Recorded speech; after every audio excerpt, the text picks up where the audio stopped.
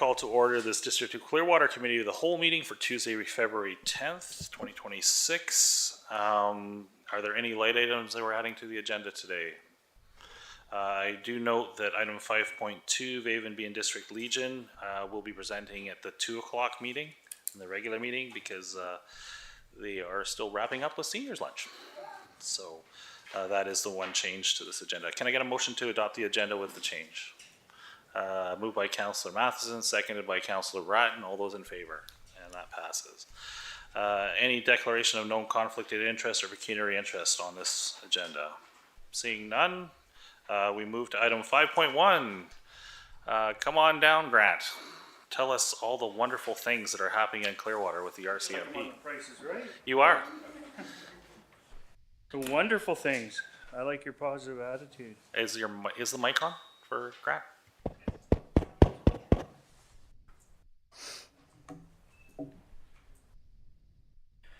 Good afternoon. Thank you for the opportunity to provide this report to Mayor and Council. The data in this report will cover the period from July 1st to December 31st of 2025.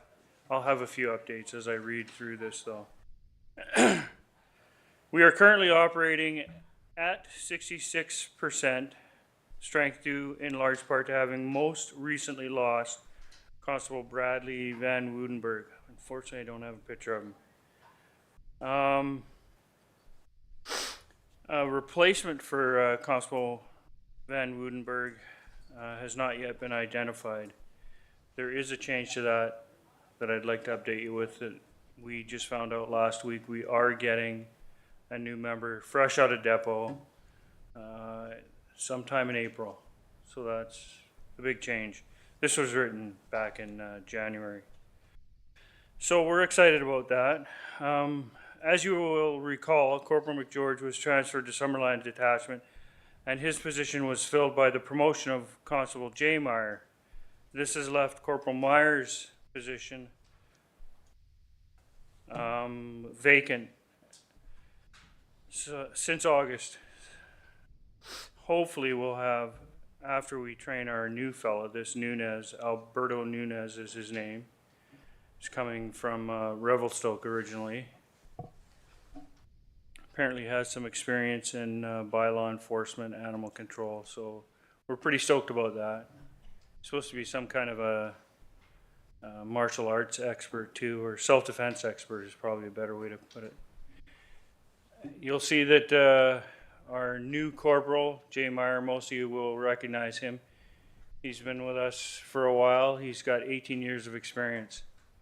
If you don't recognize the previous slide, or have I screwed that up now? All of a sudden. Ooh, look at the number of years that guy has under his belt. Long in the tooth. Anyways.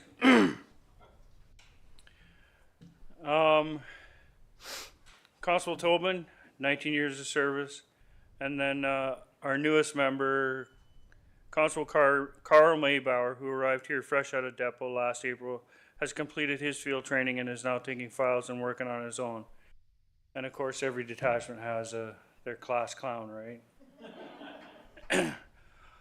Our staffing section continues to advertise the vacant BCHP positions here in Clearwater, and they have recently been deemed a divisional priority due to the difficulty of filling them. We maintain our 2 public service employees who provide the detachment with administrative support.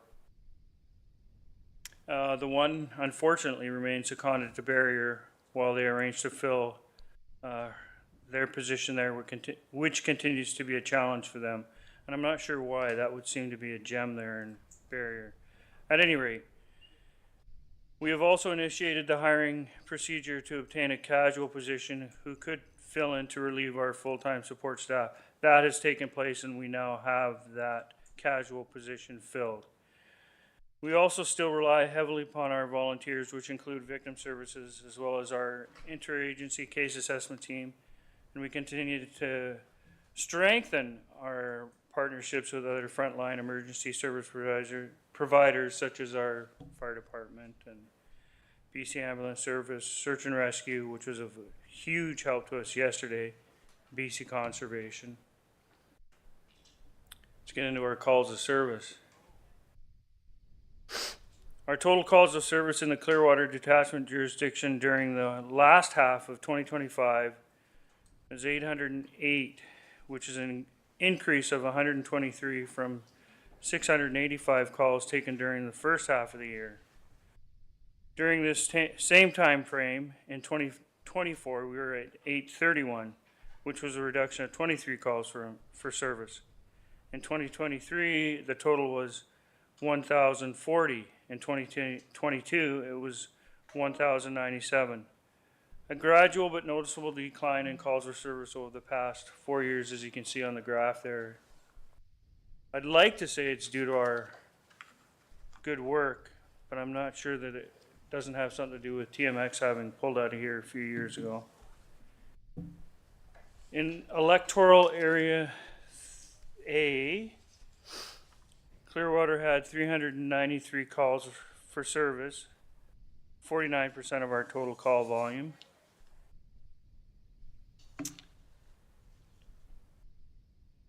Oh, I'm missing a page. Can I borrow a page from somebody? Page 2? I shouldn't have let Jay Meyer read it. There you go.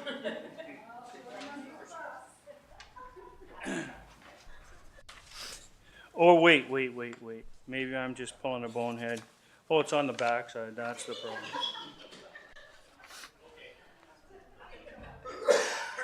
I'll take that back about Corporal Meyer, if I can retract that. No, he won't be demoted, no. He's doing some good work in the position there, some really good work. Birch Island, 29 calls for service, which is 40% of our call volume. Blackpool, 84 calls for service, which is 10% of our call volume. And Vavenby, we had 85 calls for service, again, 10% of our calls for service. In electoral area B, Avola, we had 67 calls for service, 8% of the total call volume for this quarter. Blue River, 54 calls for service, 7%. And the remaining outlying areas accounted for 99 calls for service, which is about 16% of our call volume. Our call types. Because of our geographical location in relation to Highway 5, a significant amount of the calls for service we take are centered around traffic or driving complaints, collisions, suspicious vehicles, or impaired investigations. This traffic work accounted for 64% of our call volume these past 6 months of the year, a small increase over the first half of the year. 9% of our call volumes were related to persons offenses, which remained the same from the first half of the year. These calls include assaults of all types, uttering threats, sex-related crimes, and harassment.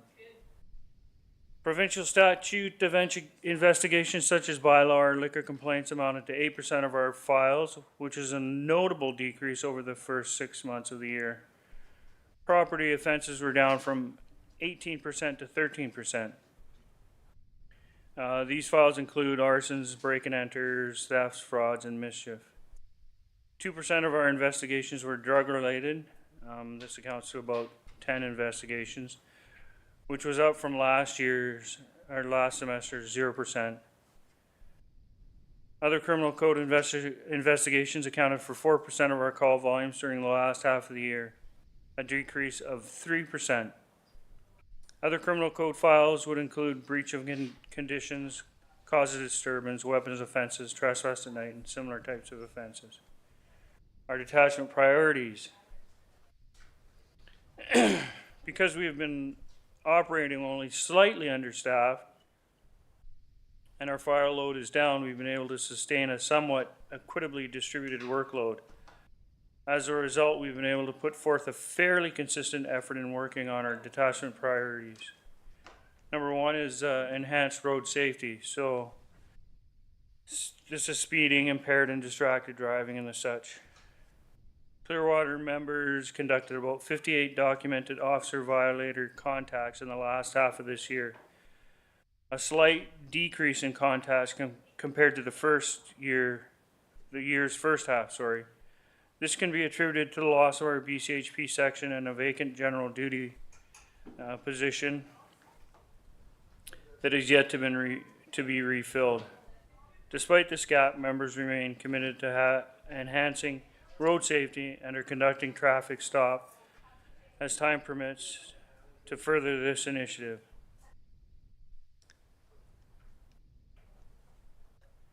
Our number 2 is reduce crimes against persons. Basically, reducing any kind of domestics is one of our highest priorities.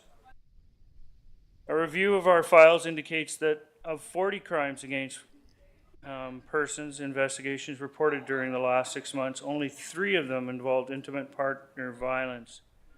This puts us right at our target reduction from 8 to 6 by the end of the year.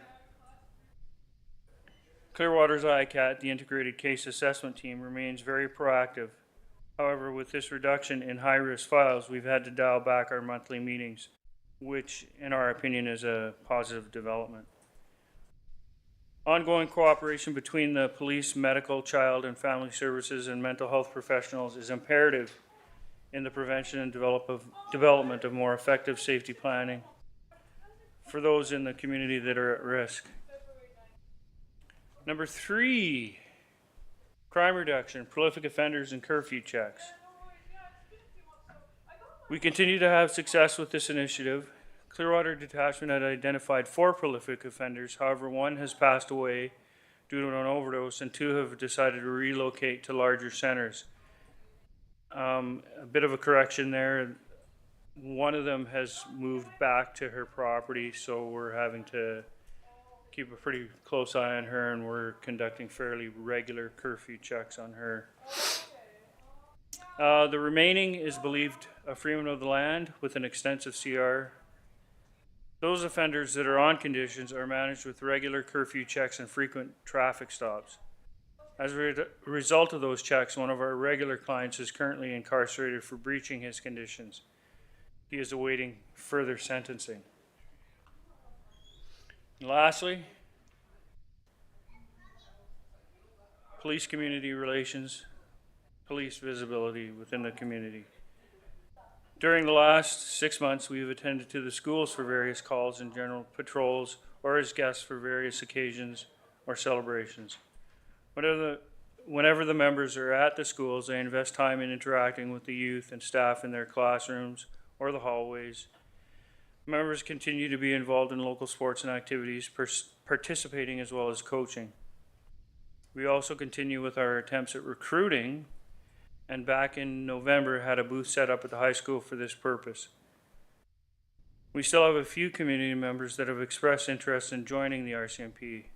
To further encourage them, we offer them the opportunity to participate in our Police Observer program, where they ride along with a member, shadowing them throughout their shift to give them first-hand experience into what it would be like to become a RCMP officer.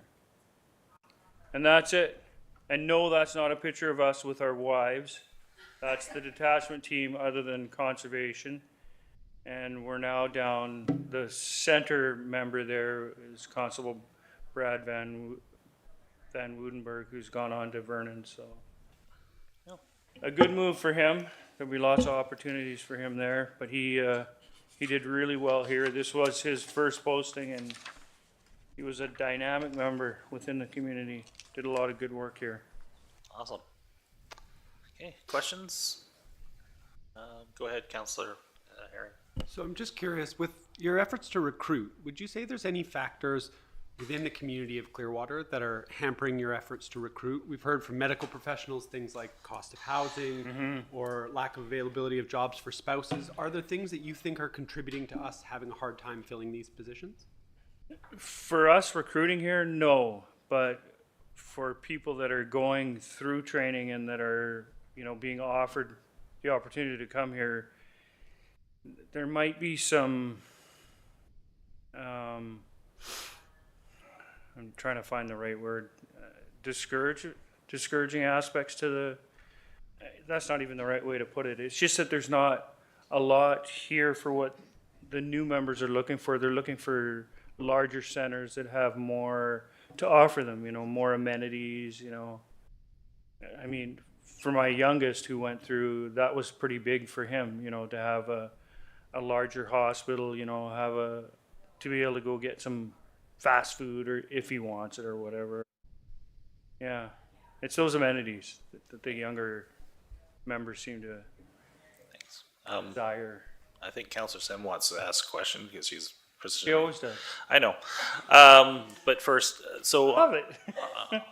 on BC Highway Patrol, are Yes. we making any headway on that? Bring it back. That, from what I am hearing, it sounds good. Like Chief Superintendent Bear is really Yeah. a strong proponent for us in that respect. So is Superintendent Bacola. It's just getting that interest again, you know, from members that aren't in need of those amenities. You know, Right. I don't know why the corporal's position was put up for promotion, and it should have been a slam dunk. Nobody applied. Like, Wow.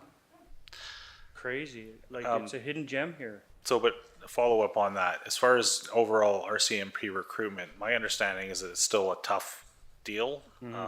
Just getting people to join the RCMP, Yes. let alone posts. Is that correct? Yes. Yeah. So that's, Our numbers are coming up according Yeah. to the commissioner, but yeah.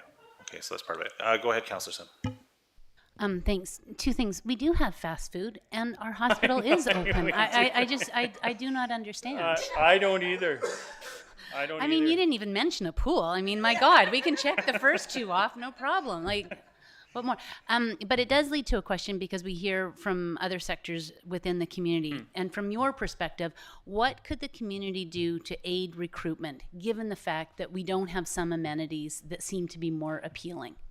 It's just being able to sell what the community has to offer. So, interestingly, with this new member that we're getting, he didn't have Clearwater on the list, nowhere near it. Golden was after him because their numbers are down. Our numbers, because we were at 66% strength, we got him. He was told to come here. When you look, these guys put together like a brief, like a personnel description of themselves and all the things that he is interested in. Like, he came from Revelstoke, so whitewater rafting was a huge thing for him. Hiking was a big thing for him. Mountain climbing was a big thing for him. Mountain biking was a big thing for him. It checked off all his boxes. And once, like, I'm sure he hasn't even heard of Clearwater, but once I sent him one of our orientation packages, it was like, wow, this is everything that I've ever wanted in a detachment. Okay, well then why wasn't it on your list? You know, it's being able to sell. It's just selling it, but we could also take a role in selling general recruitment, not just specifically RCMP. Sure, so, yeah, absolutely. Well, even just like an enhanced community profile. And would it But be we could do that too, like, yeah. we could work on that together. Also, is it inappropriate to call this new member Danny Rojas when he arrives? Because that's what he sounds like for anybody who watches Ted Lasso. I'm not going to say anything on that one. I probably should leave that one alone. I know, but I just see a T-shirt I and know. everything, right? Yeah. Anyway, thanks. And I guess if you ever wanted recommendations or endorsements for what the community feels about the detachment here, I'm pretty sure that council would love to share that and just Absolutely. how the community feels about your team within community. Thank you. Thank you. Councillor Bratton. Something that's kind of interesting to me is we do have less issues. So I would think, especially if they're right out of school, they may want to, get their wings wet here and then go to the more challenging areas. Absolutely. It's But- the perfect spot for that. Yeah. I do have a question. Back in the day, probably I'm 50, probably 30 years ago, they used You're to have only 50? ish. Ish. Okay, we are recording. All right. That's okay. I'm old. I'm curious. We don't have Christmas time blitz roadblocks and different things. Has that changed? We don't do that anymore. We do actually, yeah. You Oh, just maybe I'm may not out at be- night. Yeah. Okay. Okay, I was just checking on You, that. like, and it's provincially driven or divisionally driven. Okay. Yeah, every December we have a big blitz, usually around mid-December, and it runs through the week. So yeah, I missed it But completely. Okay, cool. it's usually very late at night, not late, but what we would consider late, you know. Right. One question about a person that is waiting sentencing. Do they await at home or do they await in the detachment? It depends on the circumstances, Okay. but this particular person that I highlighted in the report is still incarcerated, Okay. waiting sentencing. So Okay. he'll be at KRCC. Okay. Thank you. Cool. Thank you for your report. You bet. Anytime. Thanks for having me. Thank you. I note the Legion is here. Do you wish to present now, or do you wish to present at the next meeting? Or I think we're waiting for a few more people. okay, so we'll move on to Rotary. Come on down, Mr. Thiessen.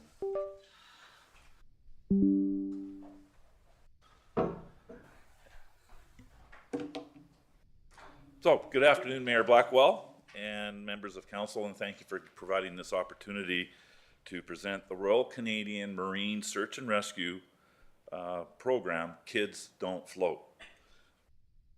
I'm Dwayne Thiessen, the current president of the Rotary Club of Clearwater.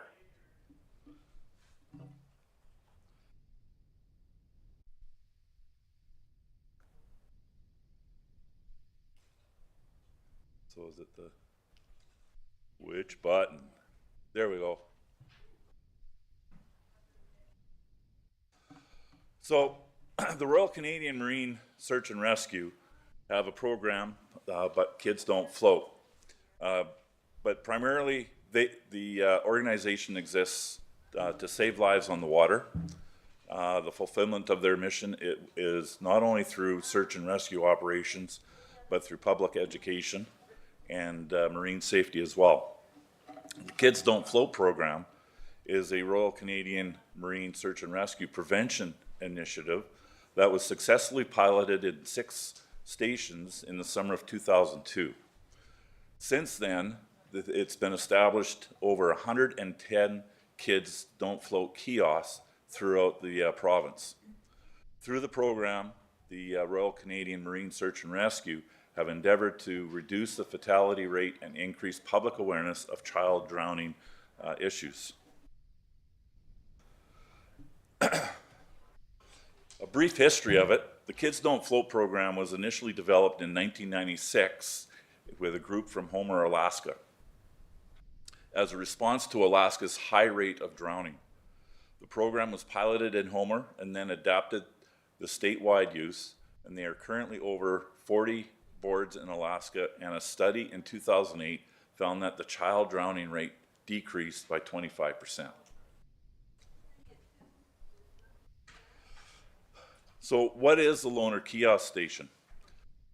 So personal flotation device loaner station program consists of materials provided by the Royal Canadian Marine Search and Rescue, and materials that must be procured by the Rotary Club is signage, 11 PFDs, and the materials and hardware for building the kiosk.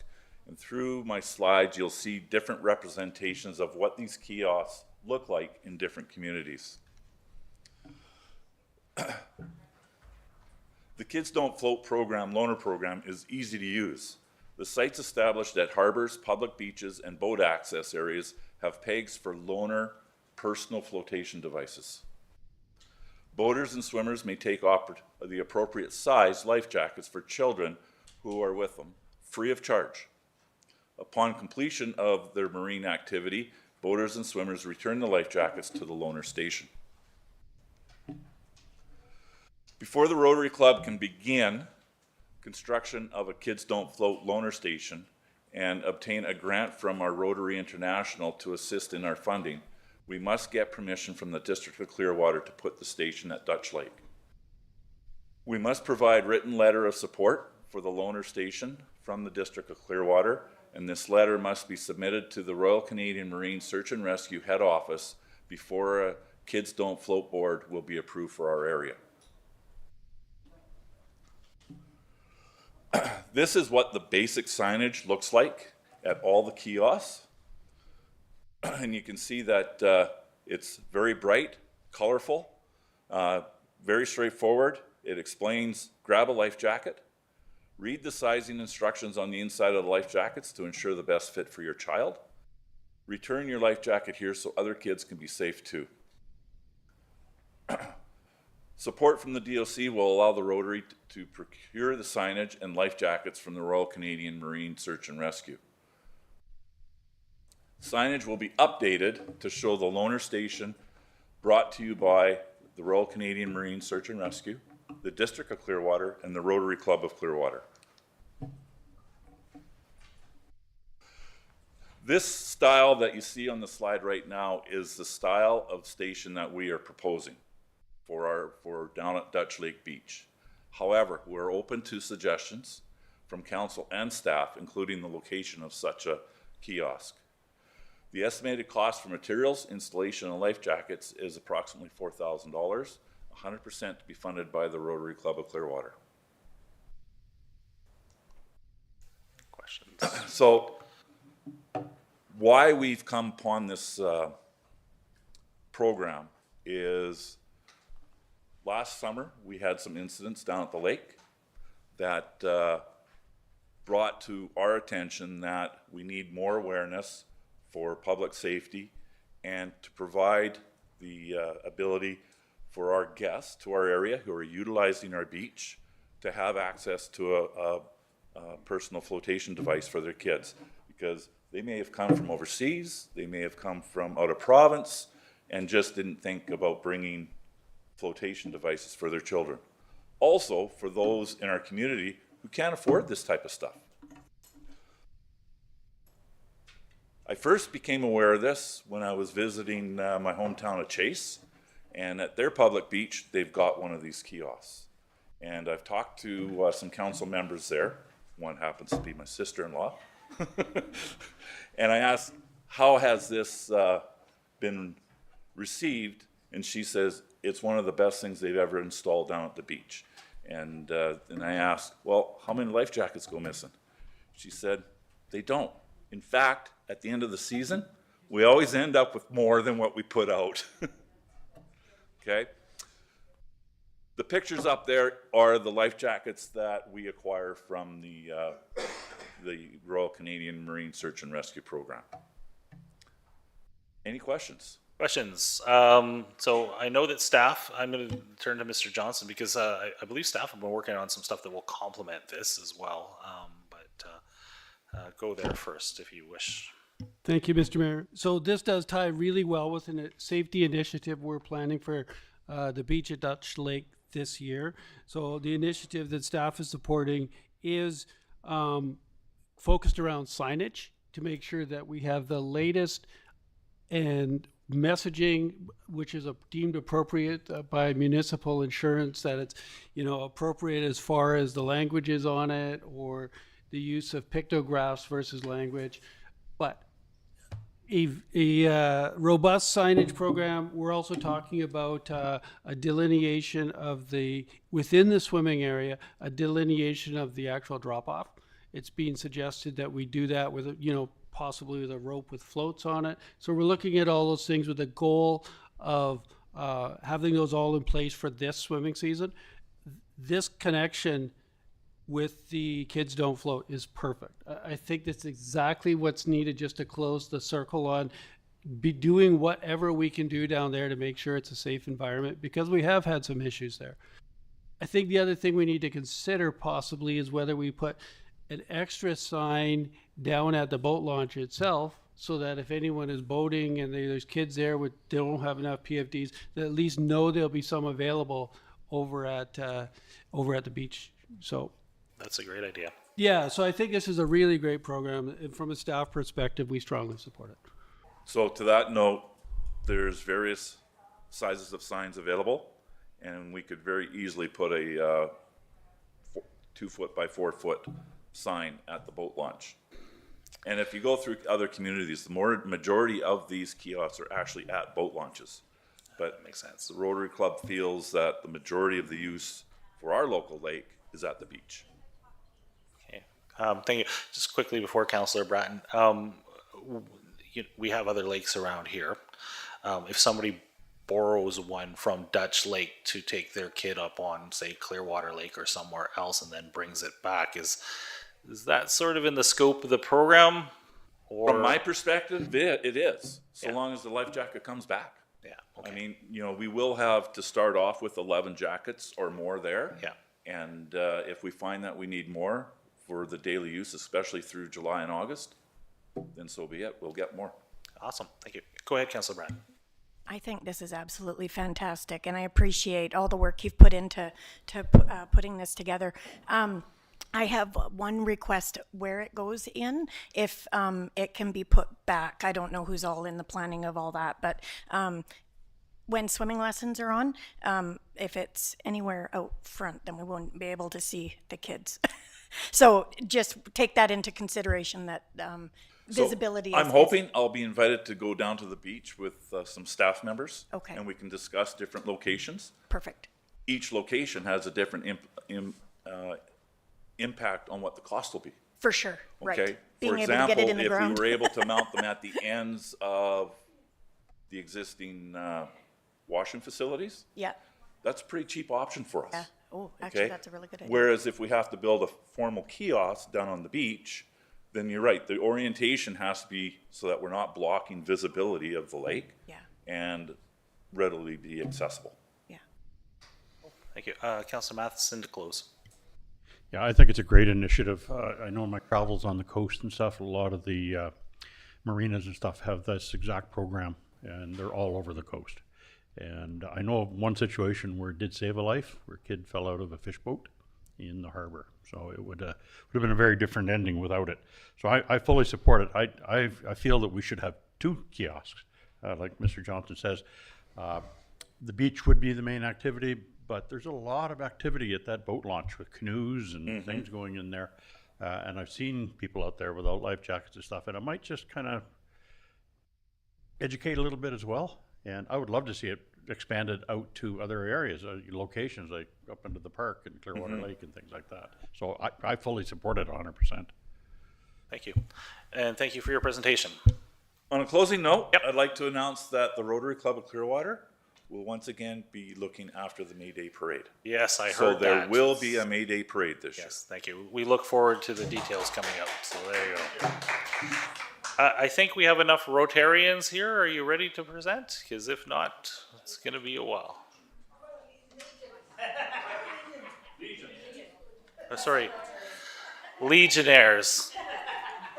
We've moved on from one service club to another. Yeah. You have the coordinated uniform, so I should have picked up on that. So, yeah, whenever you're ready, go right ahead. Okay, good afternoon. Most of you know me as the bylaw officer, but I also have a secret identity as the vice president of the Royal Canadian Legion Vavenby District Branch, which includes Clearwater. Some time ago, a number of municipalities around the country have chose to recognize veterans by, in a tangible way, by showing, by installing crosswalks, usually in and about a cenotaph area.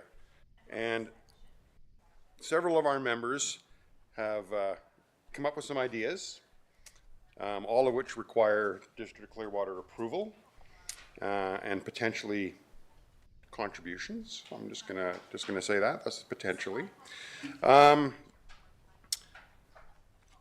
Let's see. There we go. I'm just gonna give you some quick examples from other locations. In Peachland, took an existing crosswalk, painted red bars in between the white ones, and put a stencil on it. Same with Maple Ridge. Stewiacke, Nova Scotia, chose to go a slightly different way. And Pickering, Ontario must have some money because they went all out.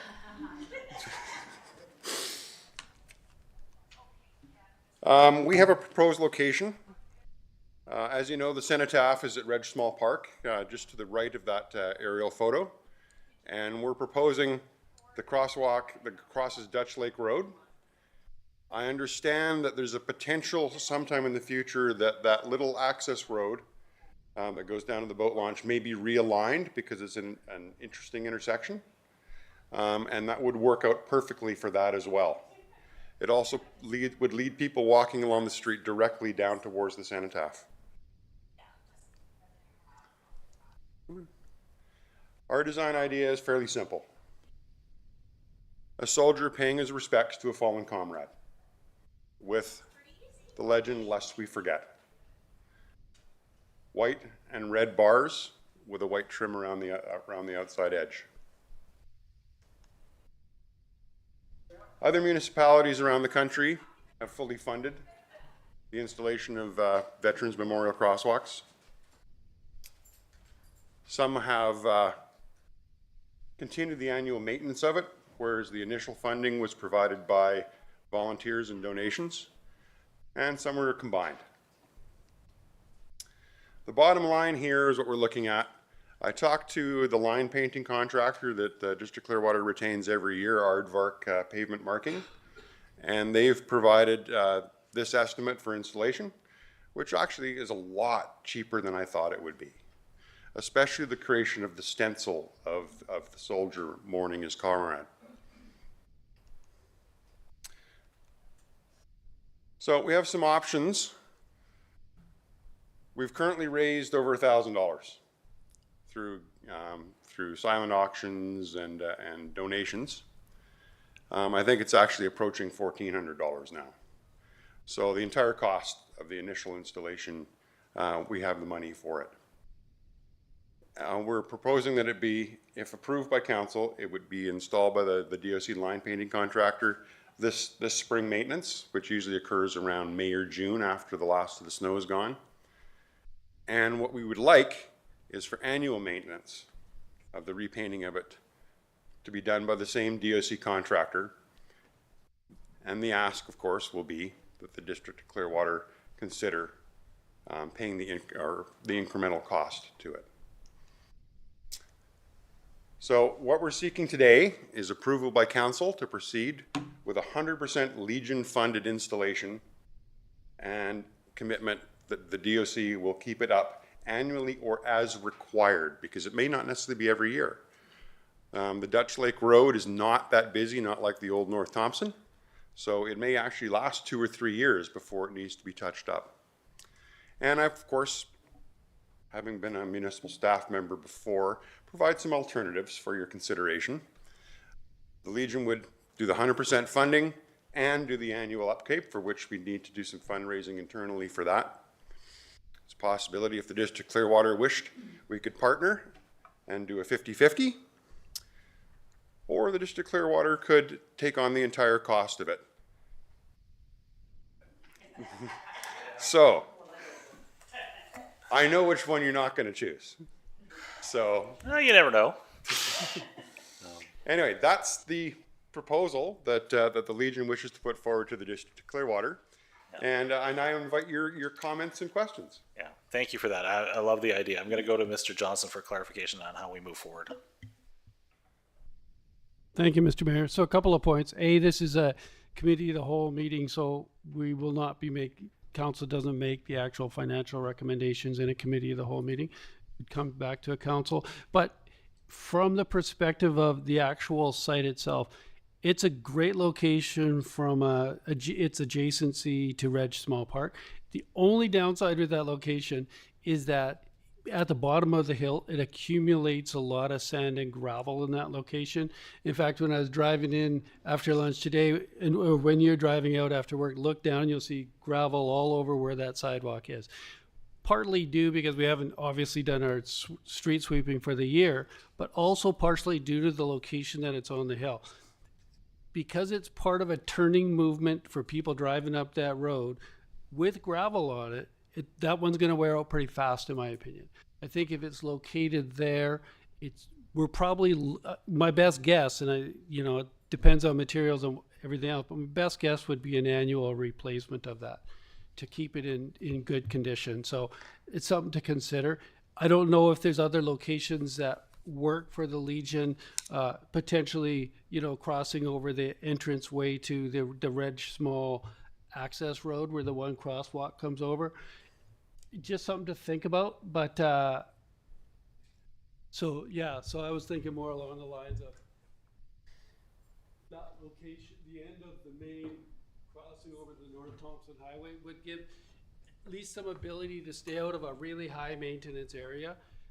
But again, that the location is a secondary thing. The concept is great. Yeah, and it's a political decision, obviously. Thank you. Questions from council? Not at this point? Not seeing any hands? Go ahead, Councillor Frizzle. I just did what you had to say. Was my first thought when I heard about this was that was going to be the location, the lines going across the main highway, not across Dutch Lake Road.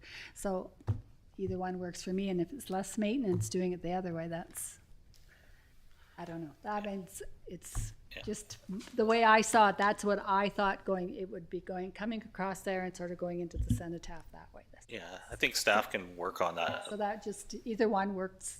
Mr. Johnson, follow up on that? Thank you. And my suggestion was not to cover it over the whole Old North Thompson, but the end of it, which covers over the access road into Reg Small. The only thing I'm suggesting is that we, as the mayor suggested, is that we work with them and make sure that's the appropriate location. Okay, thank you. Further comments, questions, Councillor Sim and then Councillor Herring. Thanks very much. I actually like where you've suggested it, and the reason being is because it's a vibrant eye draw that actually attracts people from 37 East that then connects to the walking trail to go to the river trail.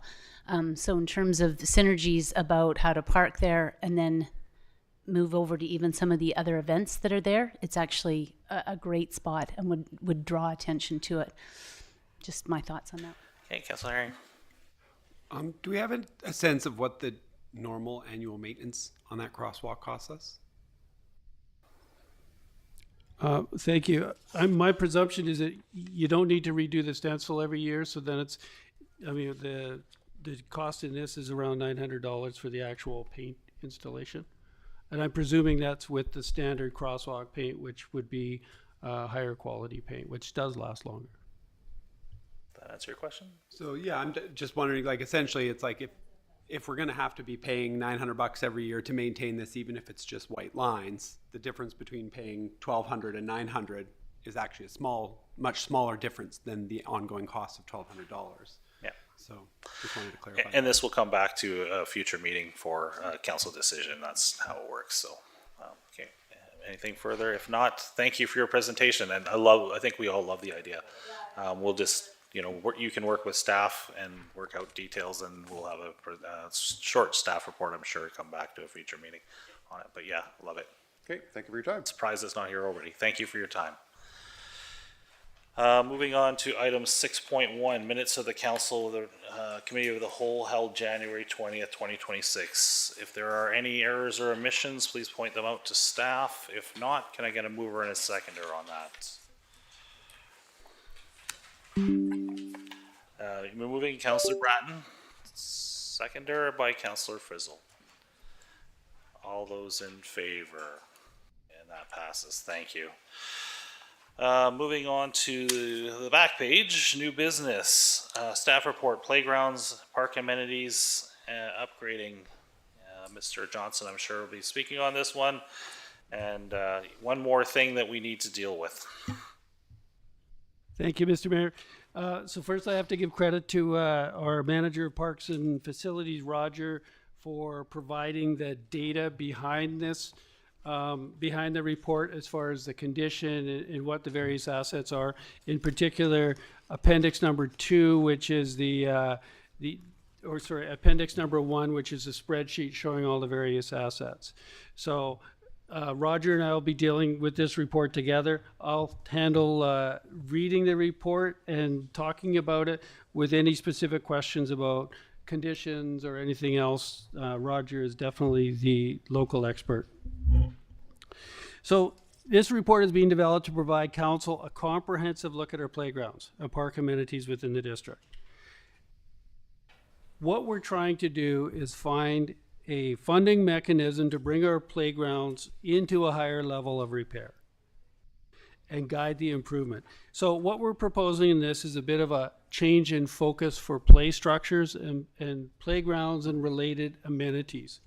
And that change in focus is the fact that our process has been to really try to go out and seek funding from other organizations, in particular grant funding, to help fund playgrounds in the past. Sometimes we've ended up putting off playground updates because within our capital budget, it's got a line behind it which says subject to grant funding.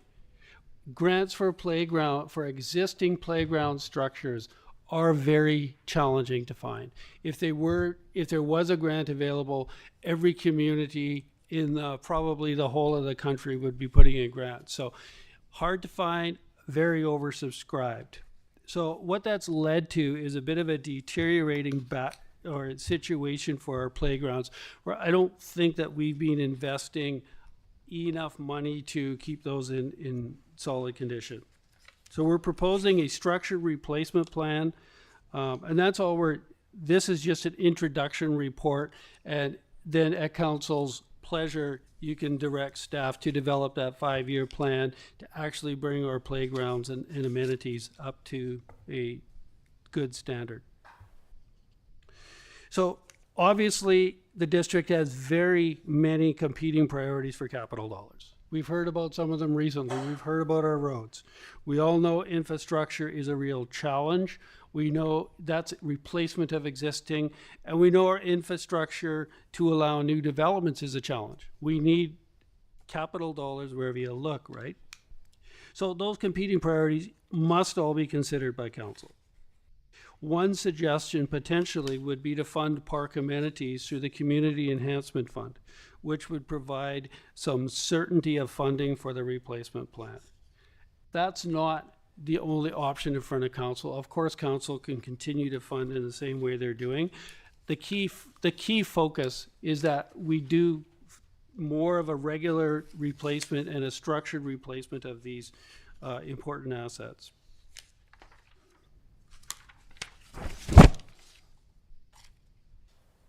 So the scope of this report is just the built structures on our playgrounds. So playground equipment, associated amenities. And this is coming from staff rather than engaging a parks consultant, because frankly, a parks consultant would just be talking to staff anyways to try to understand what the condition is. So, you know, I think Roger is the expert on what the condition of these are.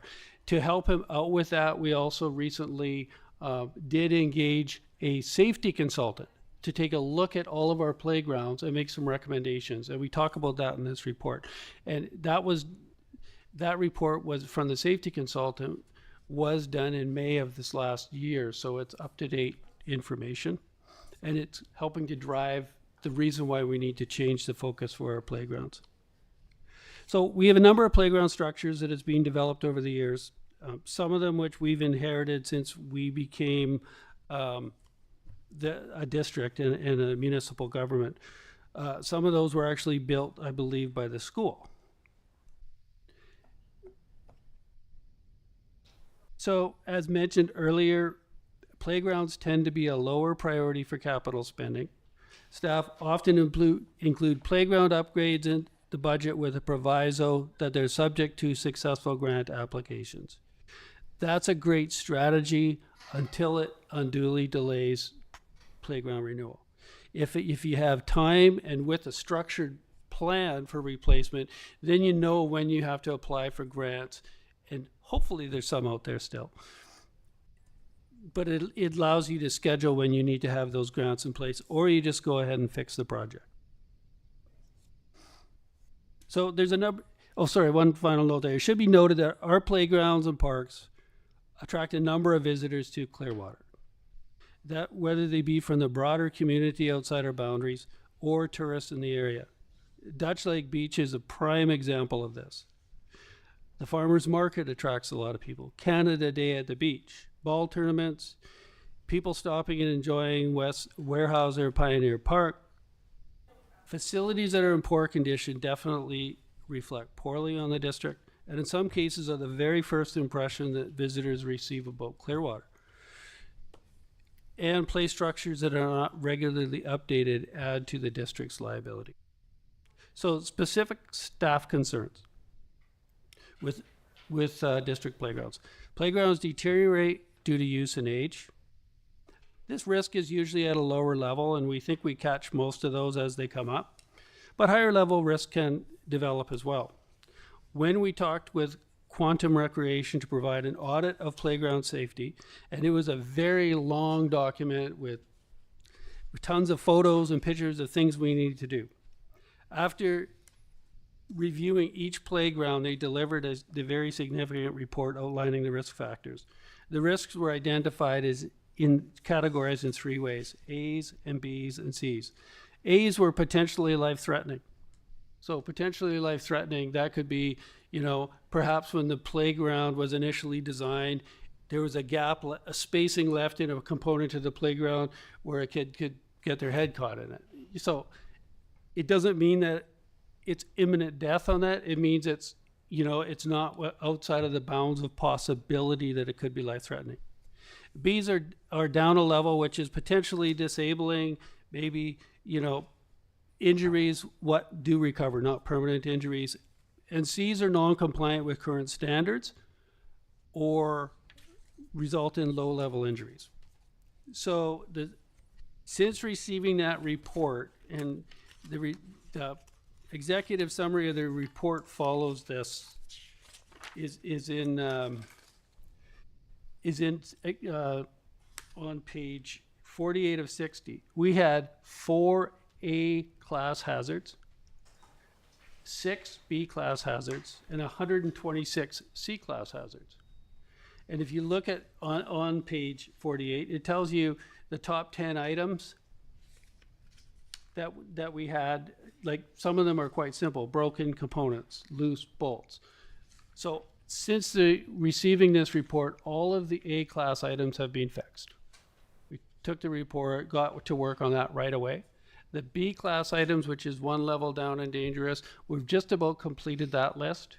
And then any of the quick fixes that we could achieve, whether it's A or whether they're C's or anything else, notice, we fixed all those quick fixes as well.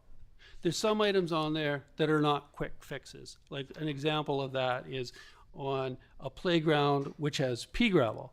If the pea gravel hardens up over the years, that becomes a risk factor, because there's supposed to be a certain amount of give to it to protect kids coming down slides and whatnot. So once that hardens up, it's actually a bit painful to fix it. You got to scrape out the old gravel, you got to put in new gravel, and yet there is a risk, and some of those haven't been addressed yet and need to still be addressed. So that's the specifics around the actual risk levels. Accessibility can definitely be an issue with our playgrounds. And part of the report, that the Excel report, which actually follows this report, talks about accessibility and just looks at it from a good, fair, poor, just basically a 1 to 3 rating on it. And some of our facilities, not too many, but some of the facilities are actually good accessibilities.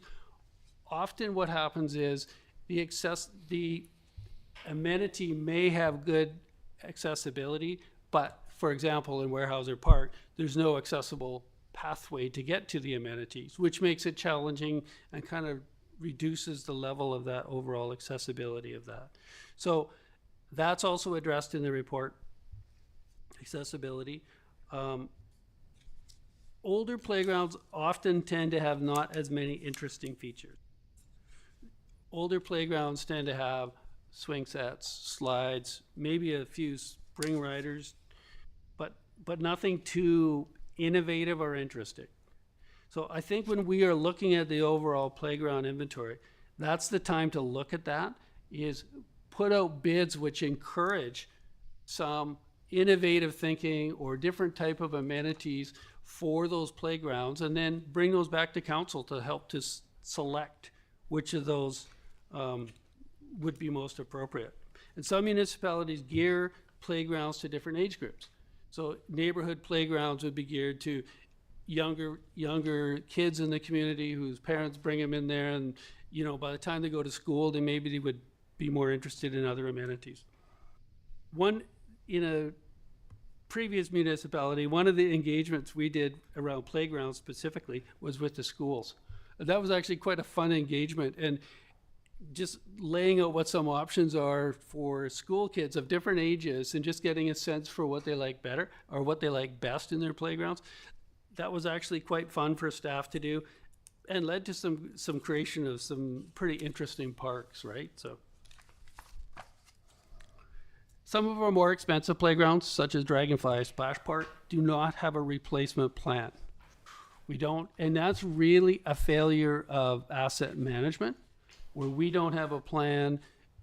I think we're lucky because some of those are still in great shape, like the Splash Park, the washroom at the Pioneer Park. Those are in good condition outside of the 5-year window, but we need to start thinking about, from an asset management side, whether we need to start to set funding aside for those. Playgrounds are also not distributed equitably throughout the district. Small neighborhood playgrounds typically are placed to make them accessible on foot or by bike from those residing in the neighborhood. There's a few residential areas in Clearwater that do not have access to a neighborhood park. It's a challenge in Clearwater because we have a lot of residential spread in the community, so neighborhoods can tend to be further apart. But it's something to consider, particularly in the future as development occurs, is to try to pick up lands for those. It's probably not something we would want to go out and buy lands, but through subdivision, the subdivision process, you can get lands dedicated specifically for playgrounds. And I think it's something we need to keep in top of our mind, especially in those areas where we don't have playgrounds. One of the interesting discussions going on in the community over the last while has been dog park and a bike park. Those are highly popular new amenities. We went out to the public and they really had significant community support. However, those also add to the overall community amenities which need a maintenance and a replacement plan.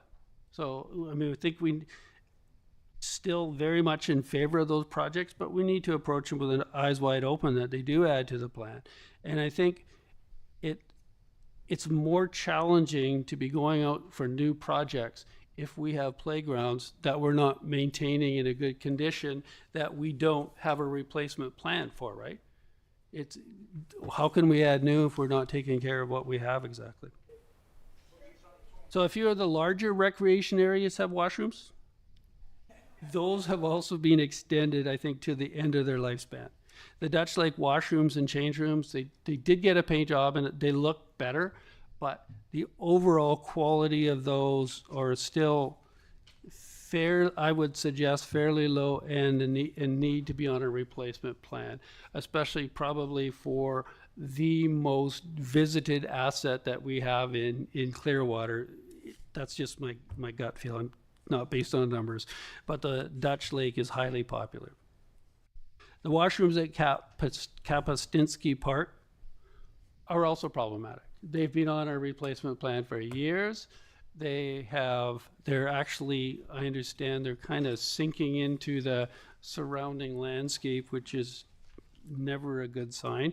So they need to be replaced. And then other recreation areas could benefit from a permanent washroom. Dutch Lake Park and Playground, Dutch Lake Community Center. So we've talked sometimes, there's been talk about over the years about a park, a washroom that would serve the park, would serve the farmers market clientele, and serve trail users, right? So potentially a lot of users, but it's a bit of an expensive venture to add a new washroom.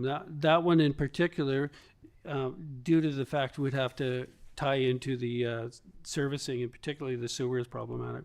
But something to be considered. In addition, some type of a washroom facility at 37 East, when we finally get to that project of fixing it up, might solve some of the complaints that we hear from residents down at the boat launch of people using the great outdoors as their washroom. So those are things to consider, right?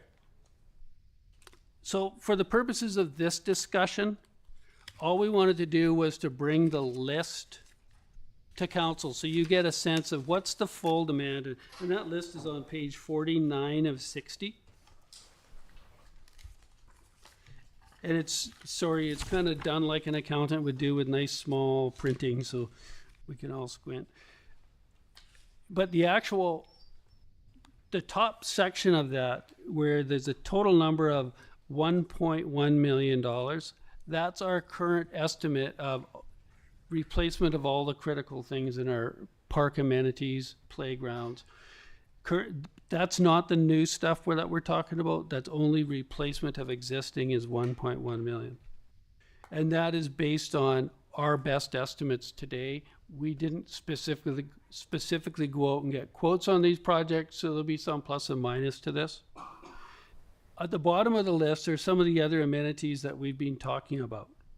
So for $565,000, we're talking about Dutch Lake washroom, Kapuscinski playground, and then dog park, bike park. Those things all, I believe, have a separate capital approval in the sense that they're new functions that council needs to specifically weigh in on whether we want this, does this serve our needs, is it high enough priority to spend capital dollars on? I think the top list is the list where council says, hey, as long we have these amenities, unless we're going to at some point shut down the amenities, we really need a replacement plan for. That's the rationale behind the two lists. And you can see going over this report, we tried to determine the age of some of these, and some of them were a little bit guesstimates as far as when they were installed. The condition assessment of the asset itself, the accessibility of the asset and the access points to get to that, and then a replacement cost. So I'm just about finished the report now. Just bear with me for a little bit longer. I know this is getting a little bit lengthy. So for the purposes of playgrounds, we're not suggesting that we build playgrounds everywhere there's people live. We need to think in terms of the community as a whole. So if the school district has playgrounds in an area, we don't need to go duplicate those because there are public use of those playgrounds. As mentioned earlier, asset management needs to be extended. That whole rationale of thinking about assets needs to be extended to these as well. And then the other important topic on here is potential partnerships. On the list, there's some partnerships that are important to note. For example, the Dutch Lake Community Center playground, so just down the hill from us, I think is crying out for a partnership with YCS. Potentially the Raft River viewing platform is, that is a prime candidate for some type of a partnership with the Simpcw First Nation, and potentially other partnerships as well with the school district or with community groups who want to get involved in various facilities. And I think it was really great to have Dwayne here earlier in the meeting to talk about safety down at the beach. And it shows what can be done when community groups come together. We're not discouraging that. We're not saying everything's got to be done based on us spending all the capital dollars. The point of putting it on a 5-year capital it would be to say, hey, these are the areas that need to be fixed. If we know something's coming up and, whether it's 2 years from now, then we can start working on it and see if there's any community interest, see if there's grants available. But if not, we know we still have to deal with those parks. So tons of strategic priorities relative to this. Enhancing community vibe by supporting social, cultural, and recreational programs. Potentially partnerships, supporting partnerships to achieve asset renewal. Develop plans for other infrastructure and other safety initiatives are all strategic initiatives. So as mentioned, total bill on this, our estimate right now of that 5-year lookout for replacement is $1.1 million. And also a further $500,000 for if council decides to approve those amenities. I believe that funding falls within the parameters of the Community Enhancement Fund because those projects are for the broader community of Clearwater, not just those residents who live within our boundaries. And of course, council has lots of, all the options, and we'll, with council's direction, we would bring back a report to a upcoming council meeting to talk about it. And I should also say that council has already approved a number of those projects. And on that spreadsheet, it was the ones highlighted in yellow for this year's capital budget. So we're already working on approving them. It's not that we're not looking at this, but I think it's important to take a look at that, the whole program. That was the point of this report. Thank you. I'm going to see questions. Councillor Herring, Councillor Bratton, Councillor Matheson. So a couple years ago, and it was in my first term, so I mean, things could have changed, but my understanding is that we have a significant amount of parkland that's been dedicated that's virtually useless as parks, right? That is correct, Slope. yes. Yeah. Is there an opportunity for us to sell some of that land as kind of create an inventory of what we don't need, what's not useful to us, and try and make some money off the sale of that land to fund the parks that we do want to keep? So I think of that piece of property next to Dutch Lake on the other side of the lake that like we keep talking about, but as far as I can tell, we have no practical use for it because of the access considerations, right? The one over on Lake Summit, I think it's called, or Lake View, I can't remember which one. Yeah, Lake Summit. But those kind of parks, some of them have commercial value to someone other than a municipality. Can we explore the sale of all of those? Let's get down to the amount of parks we can actually financially support. There is a report on that in our files. And I'll let Mr. Johnson go to it, but my understanding is, yes, there are some that we can sell. There's other ones that we would have to, that are dedicated. But anyways, clarify. You're exactly right, Mr. Mayor. So it depends on the park acquisition process. Parklands that has been bought with just unallocated funding from the district. So for example, where we picked up a parcel of land down at the river this year, we could turn around and sell that parcel of land if we chose to, because it's not part of a parkland dedication.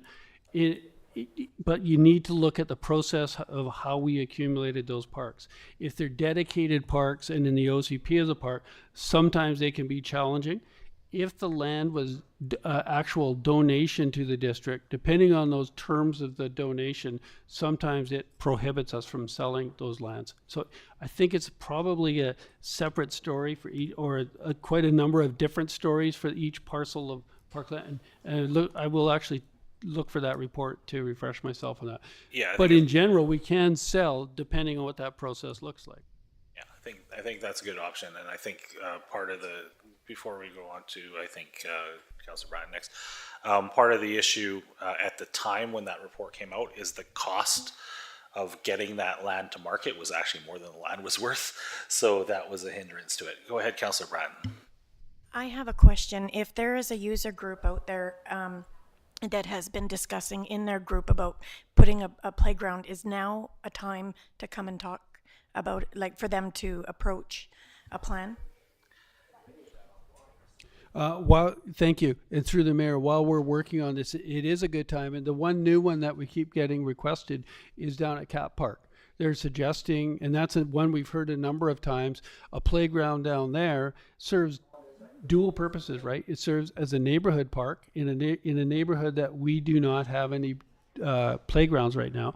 And the playground down there is great for tournaments and other things. When people go there, it's an option for something to do with, for the kids to do if the parents are playing in a tournament. So it's actually on the list of discussion items, and it was, and costed out and everything.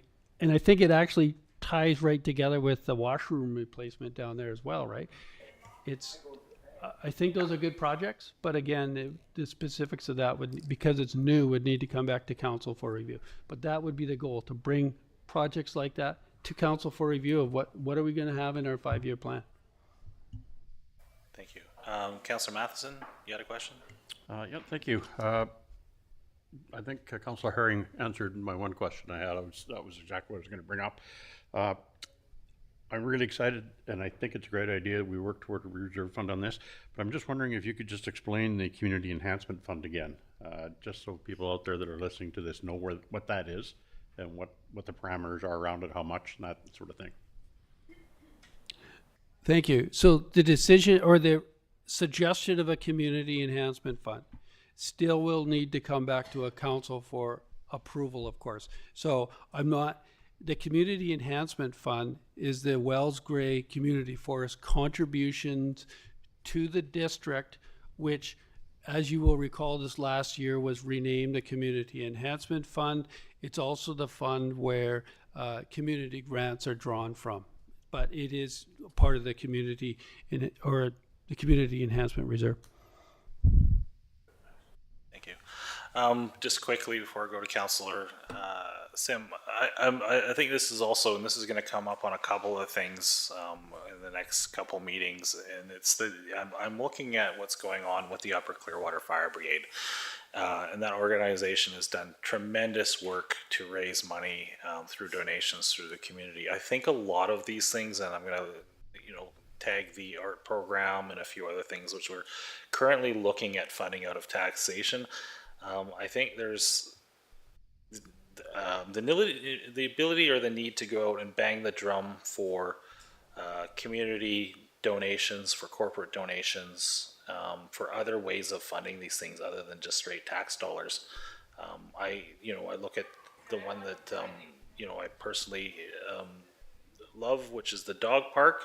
I don't want to inflict that solely on the taxpayer by any amount, but I think there is an opportunity for things that people are passionate about. The bike park being another one, the splash park being yet another one that had a lot of fundraising, and to go to the community and say, hey, do you want to partner on this? Do you want to donate to this to make it happen? Versus it all coming back, 1.5, 1.6 million, actually 1.7 if you take the current and past projects, and say, hey, do you want to put into the pot for this? And we have a fund that we can now kind of put that in and then bring it back out of. Through that community enhancement fund. So we need to start thinking about that because other communities already do that. And I think that's a great way to move forward on some of these things that we really want and need to get a lot of buy-in from the community. Councillor Sim. Thanks very much. And just to fall on the heels of that, did staff consider looking at the funding that's been attached for the TMX funds for some of these current projects? So I really heard what you were saying about how can we plan for new if we haven't yet taken care of the old. And so if we've got the dog park and the potential bike park allocated for TMX funds, which have been sitting with the DOC for how many years now? 14? Only 12, 10, 10? 11, 10 or 9. I think the point being is that we've had these funds. Are there things here that could be allocated or considered? Go ahead, Mr. Johnson. Thank you, Councillor. That's a great question. So yes, we did. And if you flip back to page 49, and you look at the bottom of that page where it talks about the dog park and the bike park, it does talk about using funding from TMX reserve. So that total of 240 we're suggesting could be funded by the TMX reserve. We also had a conversation with TMX and talked specifically about that because initially there were plans around 37 East, let's save all the funding to do 37 East, and they were fine with repurpose as long as it's for a community use. So just to clarify, I'm suggesting that we look at Kapuscinski Park with those funds instead of starting something new. Was that considered? And as you just said, TMX said as long as it's used for a community amenity. What I'm looking at is some of the replacement and needs that could probably be addressed this year, whereas dog parks and bike parks still have some extensive planning. And last time I checked with the bike park is that those costs aren't even conclusive yet. So are there things that we could use those money for and get immediate benefit to the community? I'll let Mr.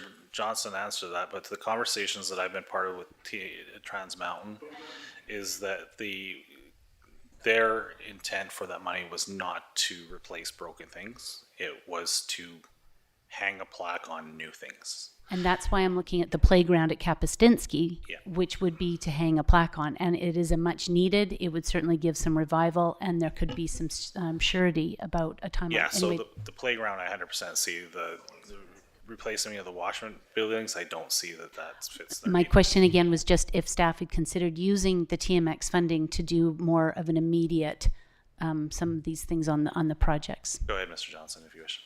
Thank you. So I think the next step with this report would be to bring back a 5-year plan to council. It says, here's how much we want to spend over the next, by year, over the next years. Here's funding sources, potential for that.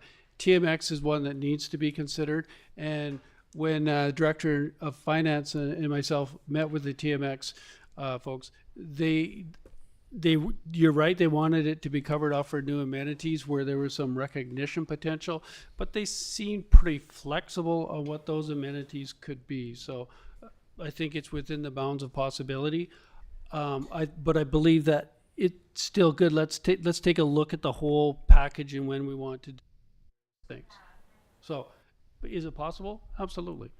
Right, and the supplemental moves on to the 37 East, which seems like a really good idea about that forestry style washroom. What would be the likelihood of that happening sooner than later, given the fact that we've just heard about a crosswalk? Like what you've explained in your report was, how do we maybe shift our lens on anchoring projects that we've already started and making sure that they're finished with some finesse and evoke some community pride. And given the increased use on the boat launch, the popularity of music nights and all of that, can 37 East be maybe revitalized a little bit sooner? And again, look at those TMX funds or maybe community enhancement and doing them sooner than later, rather than always planning for projects that seem to be a bit of elusive and taking longer. Go ahead if you want. So we can consider that in the report that we bring back to council. So far, it's a request that's out there. We know the complaint from property owners, so it certainly can be brought forward for council's deliberation. As well as here's a time frame, what it is. The other thing we need to consider with 37 East Park is that physical area of 37 East is going to be an important area when we start a Clearwater bridge upgrade. It's going to be a laydown area. So depending where we want to put that, we want to make sure that it would not impinge on, that process, which is going to happen, winter of 2026, 27. So. Yeah. And look, a nice washroom there for them. Well, potentially. Problem is if you were hooking direct to sewer, I'd be all over that, but you got to put a septic field in if you're trapping with But heavy wouldn't they equipment. have that because of the caboose or the restaurant that was there? No, it doesn't exist. Even if it did still exist, it would have to start from scratch. Okay, but again, it's just a forestry. The one, like I think that they said, just like, when I read it like the same style that they've got up at Candle Creek. That's how I read it. We didn't go into the grade level of what a forestry. And I think we need to do more research on that, and we can bring that discussion back. But Yeah, I didn't if see we it. I are- didn't see forestries tapping into a septic. I saw forestry as You're like talking about a glorified outhouse. Yes. Okay, Yes. that's a different With thing. two-ply. That's a different thing than a washroom building.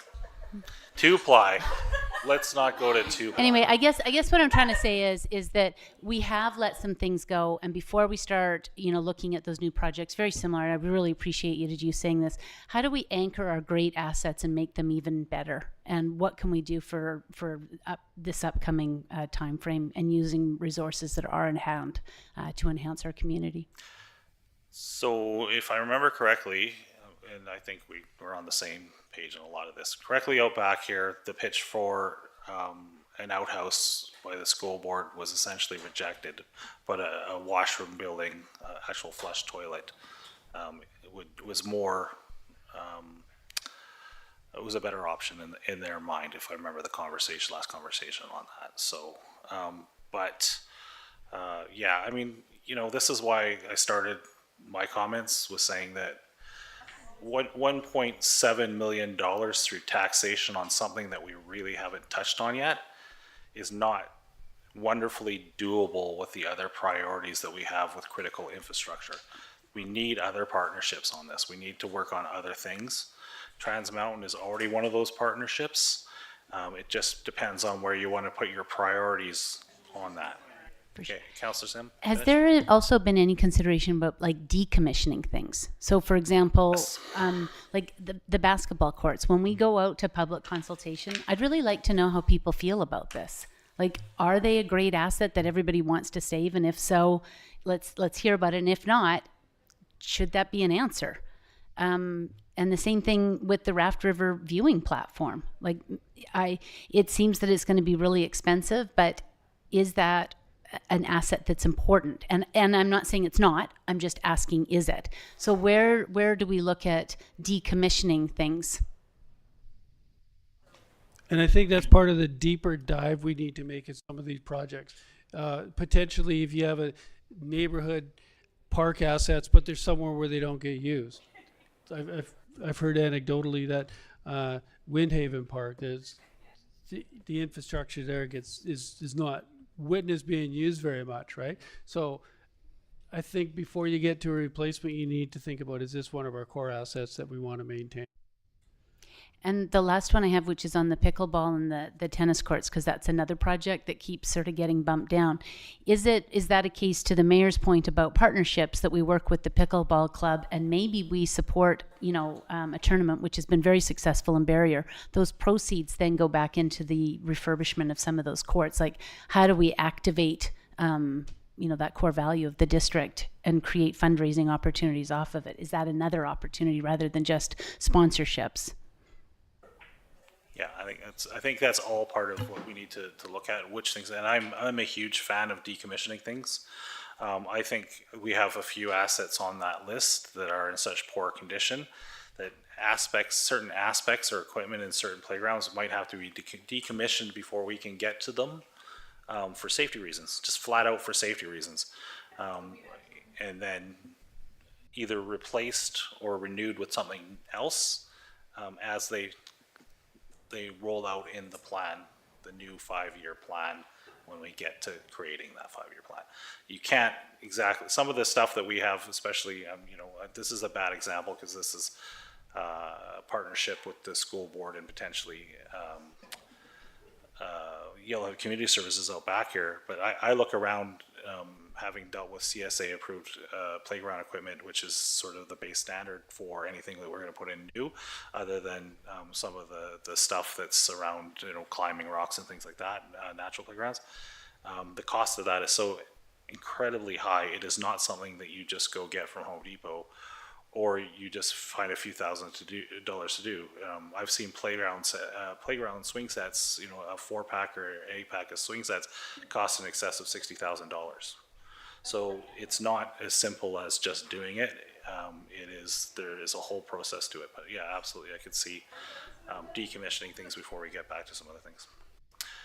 Okay, let's move on to, it's 2:22. Go ahead, Mr. Johnson. Sorry, there was one recommendation that is on that last previous report before we move on, that the committee of the whole that the committee of the whole recommends that council direct staff to develop a 5-year plan to update the parks and playgrounds, and that part of that would be a discussion of each amenity outlined and inclusion of in that plan, and that council provides direction regarding funding. So what that is asking is that we'll just bring that report back to a council meeting. Thank you. So did you want input on what the priorities were, or you're going to save that? I believe we will do that at the actual council meeting once we bring the report back. Okay. Because you're gonna get a bunch of pricing and you're gonna get a bunch of details in this, and but what you can do and what you can't do. So we might as well have a bigger picture, a broader, filled out picture of it. Yeah. Okay. Thank you, Ms. Klassen.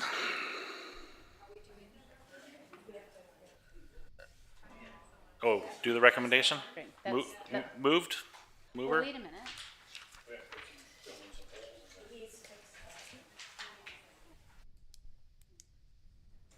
Perhaps for the sake of brevity, we should modify that recommendation a little. Sorry, council. Perhaps that should just read that the committee of the whole recommends that staff be directed to develop a 5-year plan to update the playgrounds and park amenities and bring that back to a future council meeting.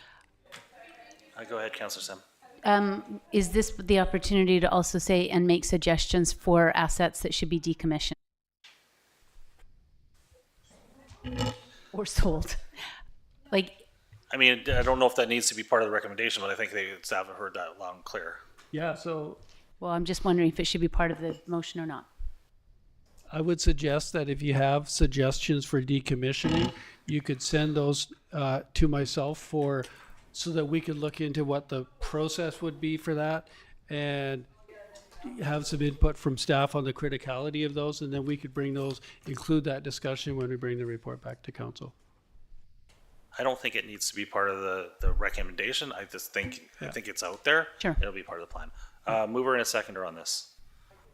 Moved by Councillor Matheson, seconded by Councillor Bratton. All those in favor? And that passes. Thank you. Now we go on to Ms. Glassen for a financial plan 2026 to 2030 draft review. Do we need a break? Does anybody need a break on this yet? Are we good to keep going? You want 5 minutes? Okay, so you have a standing desk today. Okay, cool. Whenever you're ready, Ms. Glassen, and then after this, we'll take a break.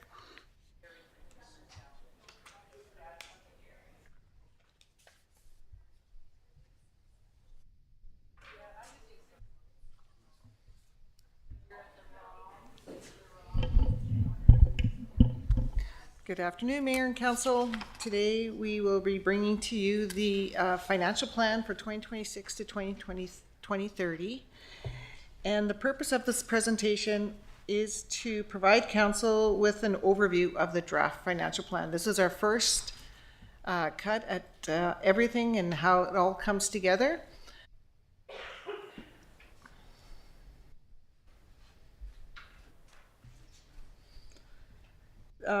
At the end of the presentation, we'll provide Council, or perhaps Council can provide us with any direction that they might see for changes in the projects that we have, both in the special projects and in the capital projects.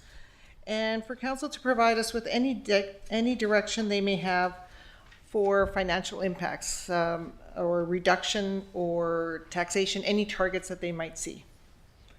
So in this presentation, we'll just go through an introduction of the process, the financial plan overview, just quickly over the projects because we've talked about them quite a bit over the last few meetings, the draft operating plan, preliminary property tax impacts, public engagement, and next steps.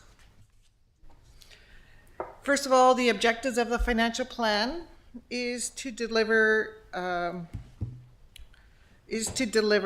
a 5-year financial plan that supports your strategic plan. This year, the staff brought forward a business plan that directly aligns with the council's strategic plan, and it was a new document and that we're working towards. We need to make sure that all the funds or the financial plan supports the services for the District of Clearwater. We need to ensure that the assets are maintained and they provide the services that were intended, and that the plan is sustainable, mitigating escalating inflation and additional services that may creep in there that we didn't request approval for. Further, there's some principles that we have with our financial planning process. We talked about ensuring that the work plans for the staff of the district aligns with the strategic plan of council and also the master plans of council. Staff looked for innovative approaches to achieving project goals, such as park improvement or Park Drive lift station. We're still looking for an innovative solution there. Looking for an innovative solution for addressing the issues with the roads and the amount of roads work that is required. We definitely had a collaborative approach with staff, the CAO, and council, and we're looking forward to a public engagement later in February. And the district does have adequate reserves, so that if something should happen, we do have some flexibility in how to fund those events if that something should happen.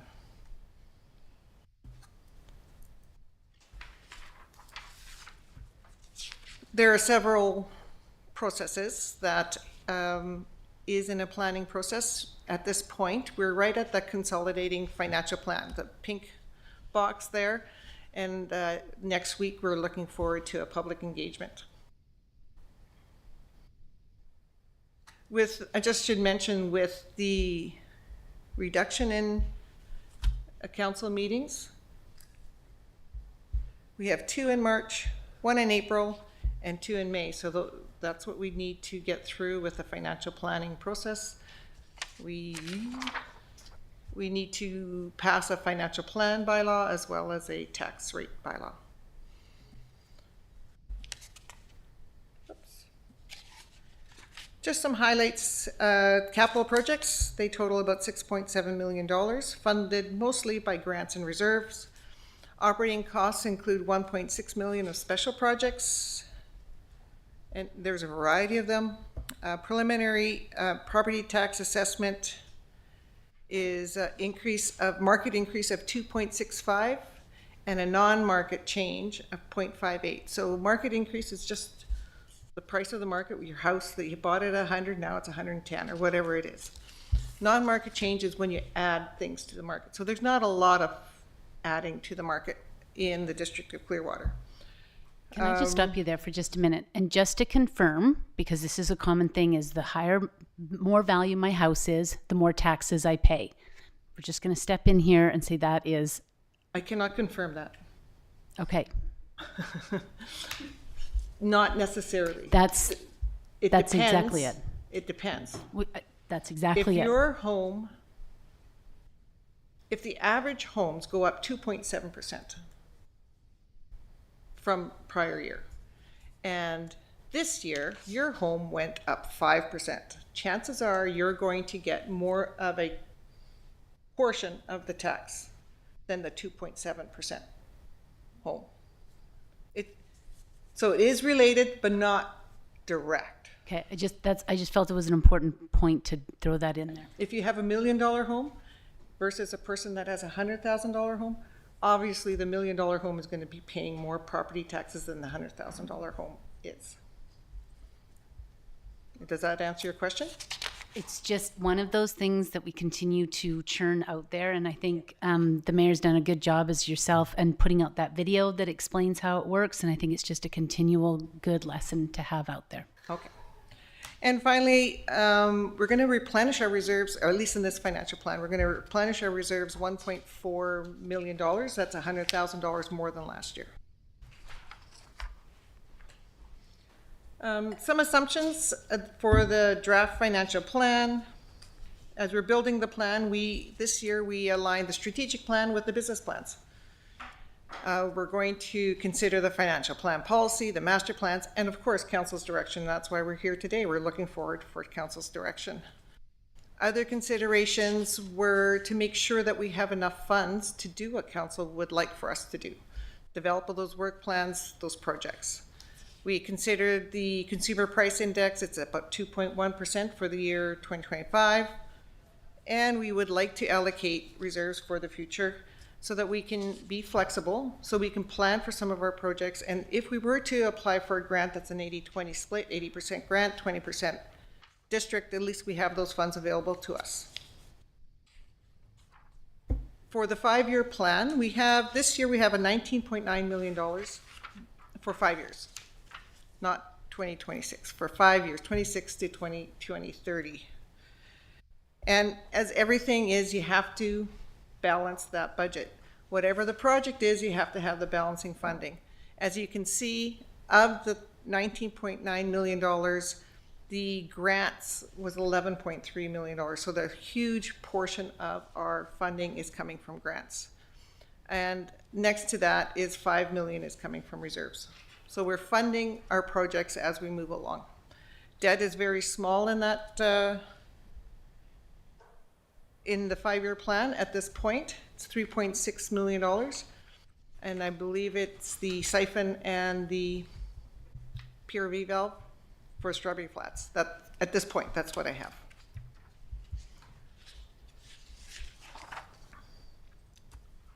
So this diagram demonstrates, we're going to have 2 of these. And this one includes the special projects. The following one, or a few slides forward, it would not include those. So this diagram demonstrates the operating revenues coming into the district on your left, and the distribution of the expenses in each of the area on the right. Yeah. The diagram includes basic operating expenses, special projects of $1.6 million, and transfers to and from reserves. So everything except for capital projects. As we go through as I'm looking at it on the left, $4.1 million for municipal taxes. It includes the municipal taxes of $3.9 million, in lieu taxes of 57, and parcel taxes of 148. Sales of services, $1.8 million. That's $100,000 more than 2025 financial plan. And that's basically due to utility charges. Grants of $1.8 million. That includes the TNRD contributions, the small community grants of $440,000, gas taxes, and special project grants. The reserves and surpluses coming in is $779,000. This is where we bring in those reserves or surpluses to fund some of our projects and some operating costs. And then on the right side is the distribution into each of the categories where your expenses flow out. So note, you can see the savings is $1.4 million. That is what's going to go into reserves. We have a small amount of debt payment at $38,000, but you can see the water services, recreation, economic development, transportation, which is your roads and your contractors, protective services, and general government services.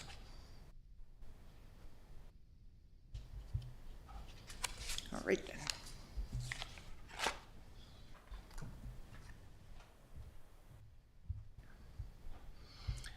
So something to think about is our reserves, and where were we at the end of 2025? We're thinking, or draft results show that we're at $15.2 million. That includes reserves broken up into the three funds: general, water and sewer, a surplus, and DCCs of $400,000. We transfer in the $1.4 million, 1.399762.87 cents. $1.4 million. We're transferring out $2.1 million in this financial plan, which is about a net of $746,000. So we're reducing our reserves by $746,000, and that's including our projects and things like that, or our special projects. And the net result is $14.5 million. So some of the things that we are contributing to, transferring in, roads, we're allocating about $350,000 to the roads reserve. Utilities, we're allocating about $500,000 to your utility reserves, either water or sewer. Gas tax, while we receive it in one door, we're going to put it into the reserve for another door. That we can use for things like roads if we would like to. We are contributing to our fire reserve, $135,000. The community grant program attracts about $120,000 to $130,000 of interest, so we're going to put that into reserve. And then NTSP, this year we're putting about $50,000 into reserve. This really should be higher. We reviewed some of the upcoming costs to replace equipment. It should be closer to $100,000, but somehow we have to raise that. And a little bit into cemetery reserve and into IT reserve.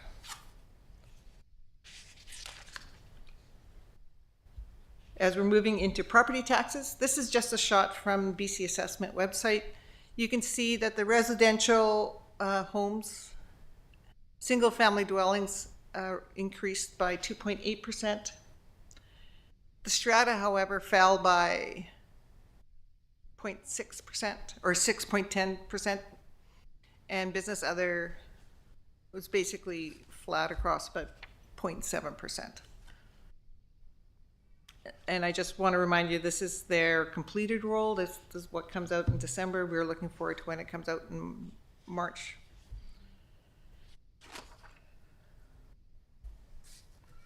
So this is our tax requirement. Currently, this financial plan, it requires 9.48% more than it did in 2025. So in 2025, our financial plan required taxation raised at 3.3612491. This year, it's requiring 3.954990. We did have a look at it. It was higher. And during our process, we came and we found some savings, not really savings, but how we could reduce that. We brought in $70,000 from the roads reserve to help impact the increase in the roads contract over since 2023 or 2024. The roads contract increased significantly, so we brought in $70,000 to help us with that. So we didn't tax for that. We reduced our travel and training budget by $44,000, and that is from council budget all the way through to the firefighters budget. Everybody had a little bit of a reduction. We reduced our contingency by $25,000. It was 50, now we've reduced it to 25. And we reduced legal by $30,000.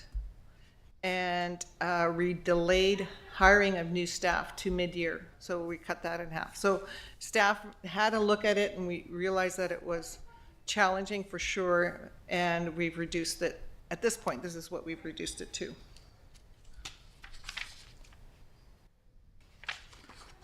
I'm going to quickly go through the projects. I have a few slides here. For 2026, we have $6.7 million of capital.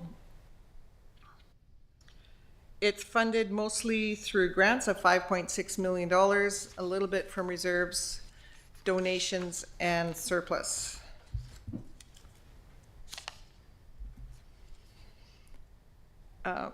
For the new projects, since the last time that we met, as we go through the process of closing the year end and determining what projects are completed and which projects should be carried forward, we came up with a few carry forward projects. The security project was broken out between water, sewer, and general. So all those have been carried forward. The Brookfield Bridge, council directed us to move it to 2030, so we've done that. We realized that the climate action plan is carried forward as well. We've added the canoe regatta for $10,000, the mural project for $35,000. Emergency Operations Center project was carried forward, and the Dutch Lake Corridor project is also carried forward. So those are the ones that we've added to the list. These are still on the list, the Park Drive and the roads. We still need to determine the bike park and the dog park. We still need to review those costs and those fundings to make sure that they're adequate in what we want. Also on the special project side, there's potential change for the Fire Smart number 2 program. So we're going to review that as well and make any adjustments that we need to make. Okay. Just some numbers. I think on this slide, the good thing is that we have carry forward projects, but we don't have that many. So of the 21 projects for 2021 or 2026, there's 6 of those are carry forward, and 13 are new and 2 are recurring. So that's great news. And on the special project, we had 26 special project, 8 are carry forward, but 16 are new and 2 are recurring. So we're improving on the carry forward list. Just to remind you,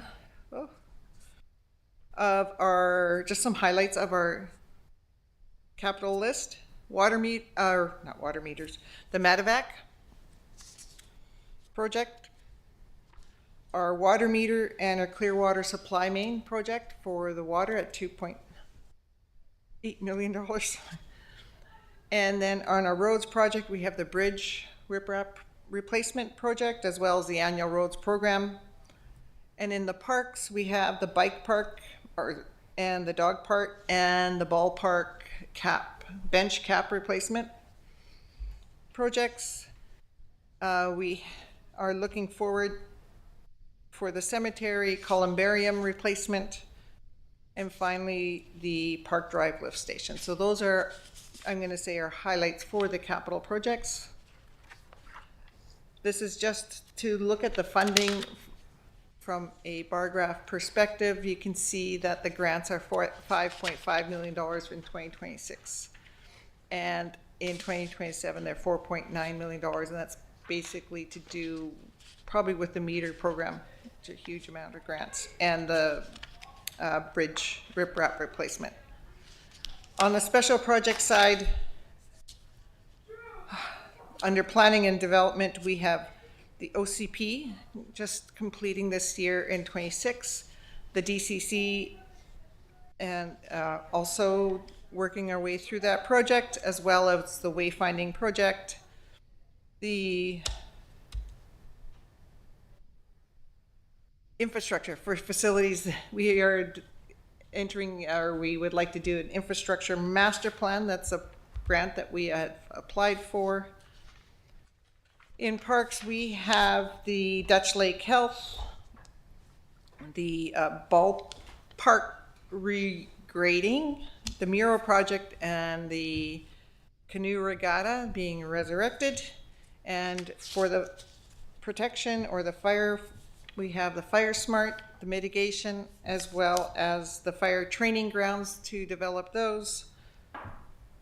And under corporate services, we have the climate action plan and the website design renewal. So those are the highlights we have for 2026.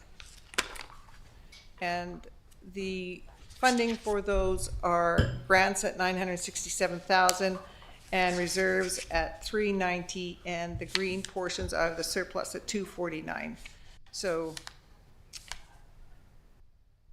yeah. Moving on to the operating plan. Any questions about what I've covered so far? Questions, comments on, go ahead, Councillor Herring.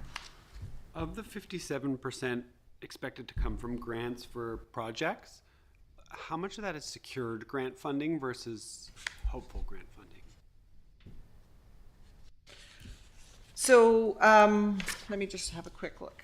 Was it in capital or? It's in discussion under project plan, I think was the 57% I'm seeing, so I'm assuming that's under projects. So some of that I'm assuming is grants that we already acquired, like the Yeah, bridge abutment, but things like the Park Drive lift station and that sort of thing, Yeah. is that included in this? Because that's not a grant. Yeah, so on the capital program, we have the water meters, that's secured. And then, the bridge, the riprap is secured. Just quickly, the bike park and dog park, if we use the TMX, that's secured. The fire training, one of those are secured.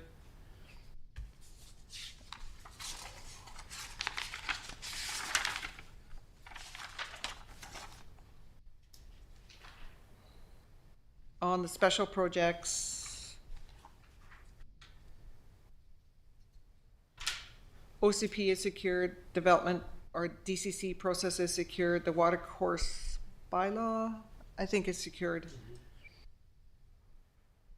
The Fire Smart funding for number 1 is secured. Fire Smart funding for number 2 is not, but it's applied for. So it sounds like for the most part, we've got, like, this grant funding is already kind of in the hopper. We're not relying on a huge amount of maybe. the one we would be relying on is the Park Drive lift Park station. Drive lift station, yeah. And that one, and the helipad. Yeah, the helipad as well, but yes, yeah, for sure. But it's a good question. I will definitely get that answer for you. Sounds good, thank you. Yeah, go ahead, Councillor Sim. Yeah, and I think we had talked about this before, is understanding even by some sort of color coding is, you know, what is confirmed, what is and has been applied for, and how that relates. For example, tennis courts, which we continually see as grant funding, but I don't know if we've even applied for grants on it, or maybe something hasn't come out. Like, but then what do we do with it? Like, how do we explain the fact some of these projects keep reoccurring? We've got a 5-year financial plan, but even going through them, where things have moved around from last year versus this year, and how do we articulate what we voted on, and but we're going to change it, and not saying that it's wrong, because as you go through it, you can see that it was thoughtfully curated about where some things have come up and where things needed to go. But how do we convey that to the public and even to ourselves, and especially that grant piece, by, you know, then what happens? Thoughts, or go ahead, Councillor. I think that's such a good news story that we have so many secured grants in the hopper right now. But watching Mr. Bailey's speech earlier this week and the state of the BC economy, the fact that we're seeing like 83% of our capital costs are covered by grants, right? Or capital projects rather, and 60%, or 57% in that list. Like, those are huge numbers. And we're going into a time when the province doesn't have the money, right? And so that's Clearwater residents paying their property taxes, but being supported by provincial income taxes and federal income taxes, right? That money can go away. 83%, 60%, those are numbers that leave us with massive holes, not in this plan, but in the next plan. Yeah. Right? And so Merlin, mentioned earlier the potential for them looking at like how much of these funded projects are being supported by tax rates. So I do think we have to have a conversation with our electorate, probably in the next election and probably before and after, that there's a high likelihood that a higher burden of our municipal costs are going to be borne by property taxes, which when we already see 10% or 9.4, that's scary, but I think that's the world we're living in for the next plan. Yeah, I 100% agree with what you're saying. It is what I've been looking into the last little while in anticipation, and did a brief scan of the communities that have already announced where their tax rates are going to be. The larger cities and the regional districts have an advantage because they have a larger staff and they can move quicker. So what's on this plan at 9.5 is not out of the realm of normal for a lot of places this year. City of Vancouver giving the exception at 0, which is the plan going forward. But to your point, absolutely. We still have the dog park and the bike park on this list. I say take them off the list and put that back to the community, that if you want these things, we need to find ways to fund them outside of taxation. By acquiring the CTP property, we acquired a de facto dog park. It's already being used for that. There's another one down at the point. This, when it was originally brought up, was originally intended to be that. The bike park was originally intended to be a sweat equity project by the people that wanted it. I'm going to even say we look at things like the canoe regatta and the mural project, both of which, if we can find donors to the arts to pay for those things, are much better. And the canoe regatta I have a little bit of a problem with, because it's going to happen during silly seasonal election period, where we're going to do an event as council or council and volunteers during a time when an active election campaign will be underway. But we have to, all bets are off now. With what the federal government and what the provincial government are saying, I don't expect grants to be anything other than extremely lean for the next 5 years minimum, especially because it's not just, the BC government announced cutting the public sector today. The federal government has stated that we are entering a period of financial decline, and they have other priorities. our priorities as municipalities, especially municipalities that are below the median on taxation for communities our size, are not going to be their priorities. And I think we need to look at what we do, how we do it, and what's absolutely necessary, and what really the hard look, which is what some of you're saying, which of these responsibilities that we're currently grant funding really are the responsibility to be paid for with tax dollars.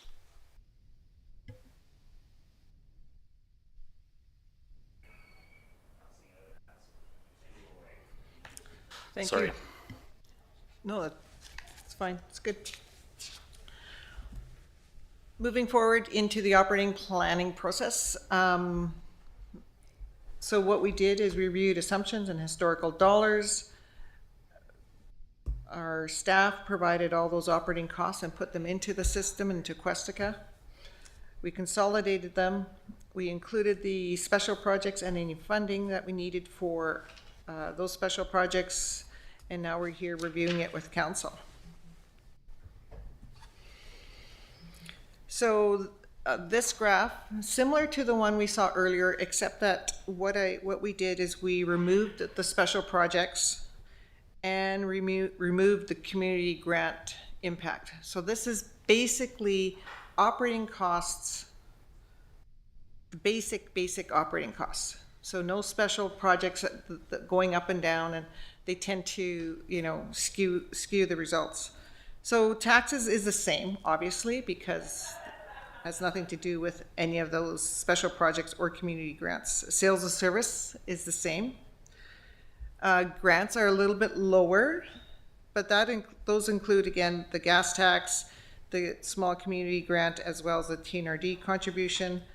The transfer from reserves is $139,000, and that includes $70,000 from the roads operating reserve to fund the jump in the roads contract.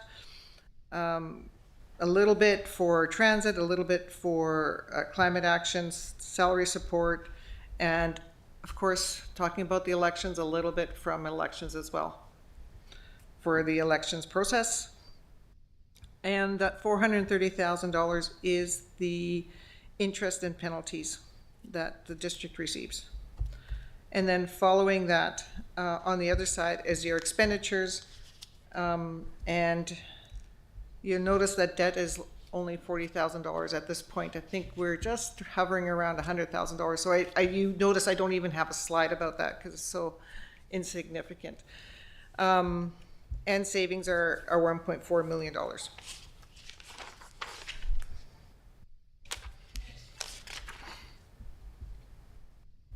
So basic operating costs, this is broken down into 3 areas, just trying to keep it simple: debt, labor and salaries, and operating expenses, just to keep the lights on. And you could see how through the years it's grown from 2024 to 2026 financial plan. The largest jump was in the 2024 to 2025. We had those high inflation years that has impacted us.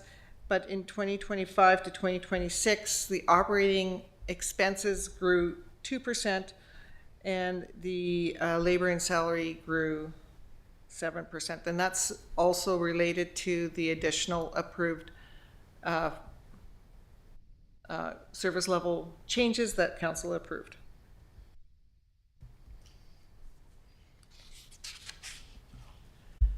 I just wanted to provide a clarity into council contingency.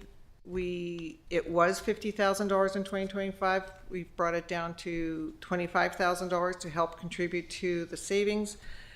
And the reason we did that is that we rarely use the council contingency. The last time it was in 2025, we used $4,000, and that we just bring it over and we put it into surplus.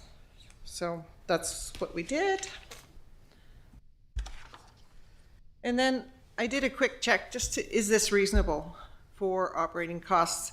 So I used the 2025 taxation was $3.6 million. The increased labor, salaries, and benefits, this is contractual labors and salaries and benefits and increases that we have, was $158,000. Inflation, just a general inflation on those materials and services was $67,000. The increase transfer to reserves is $125,000. So just from a very high level, is this $3.9 million in taxation reasonable? It's reasonable just from a high level. Yeah.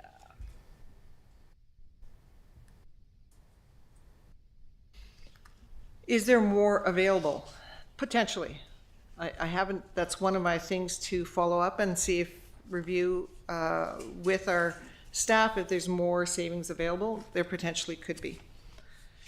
You have in front of you the bylaw reports that we've had. I'm not going to go through it because there's a lot of numbers there, but this is their first draft to the bylaw report. First in, and you see that I haven't completed the amortization portion, the pink portion, but you can have a look through that and just review it. I'm not going to go through all those numbers at this point. Moving to preliminary property taxes. Property assessments are not necessarily directly related to increased municipal taxes. BC assessment goes through several cycles to determine their final cycle. The first cycle is the completed roll issued in December. We talked about that. The revised roll is what the District of Clearwater uses to calculate municipal taxes. That will come through in March. And the preliminary shows that the District of Clearwater has a non-market change of 0.58% in residential or Class 1. Total assessments increased, total assessments in Clearwater, including utilities as well as small business, is 3.24%. It is made up of 2.65% of market change and 0.58% of non-market change. When non-market change comes into BC assessment, if it was 5%, those are more units coming into our 1,165 units that are in the District of Clearwater. It's the more the units come, the more you distribute the taxation required, which reduces everybody's taxes just a little bit. So that's why the significance on non-market change. Class 1 residential is at 2.7%, and Class 6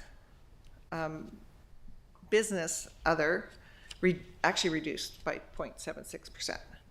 And it's made up of 0.6 market and 1.44 negative non-market change. So that means the units of small businesses decreased.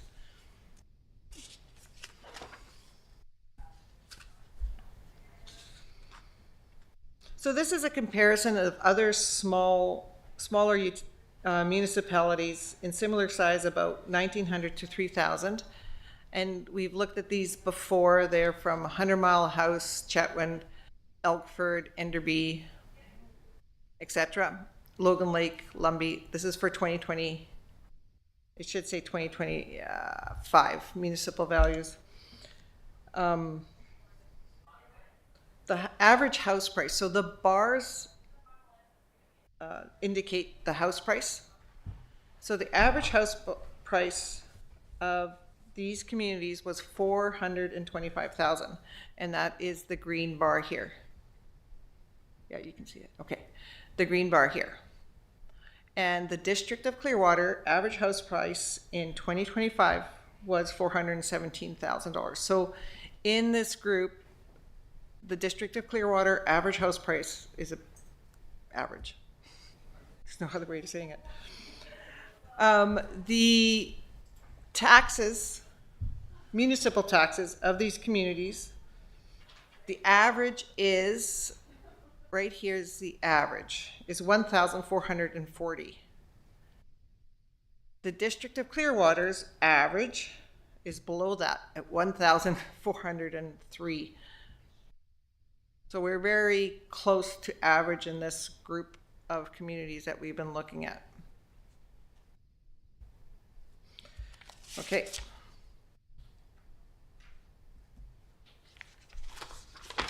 Oh, going too far. So this slide is the same as the slide before, except I'm including the average in BC. So the average house price is $800,000. The average municipal taxes is $2,205. So there is about, in 2025, there's about 161 municipalities in BC. Clearwater ranks 45 out of 161, like, yep, less than a third. Last year, it's that is 28%. Last year we were at 33%. So we're even getting, everybody's paying higher taxes, and we're not moving up the ladder there, which is good. Because last year we were at 33%, this year at 28. So West Van was our 100, they won. They pay the most. And Wells, BC is the least. But there's not a lot of services there either. Now I just looked at it also with user fees. Out of 161, we're at 96 for user fees. That's water and sewer. So we're at 59%. Yeah.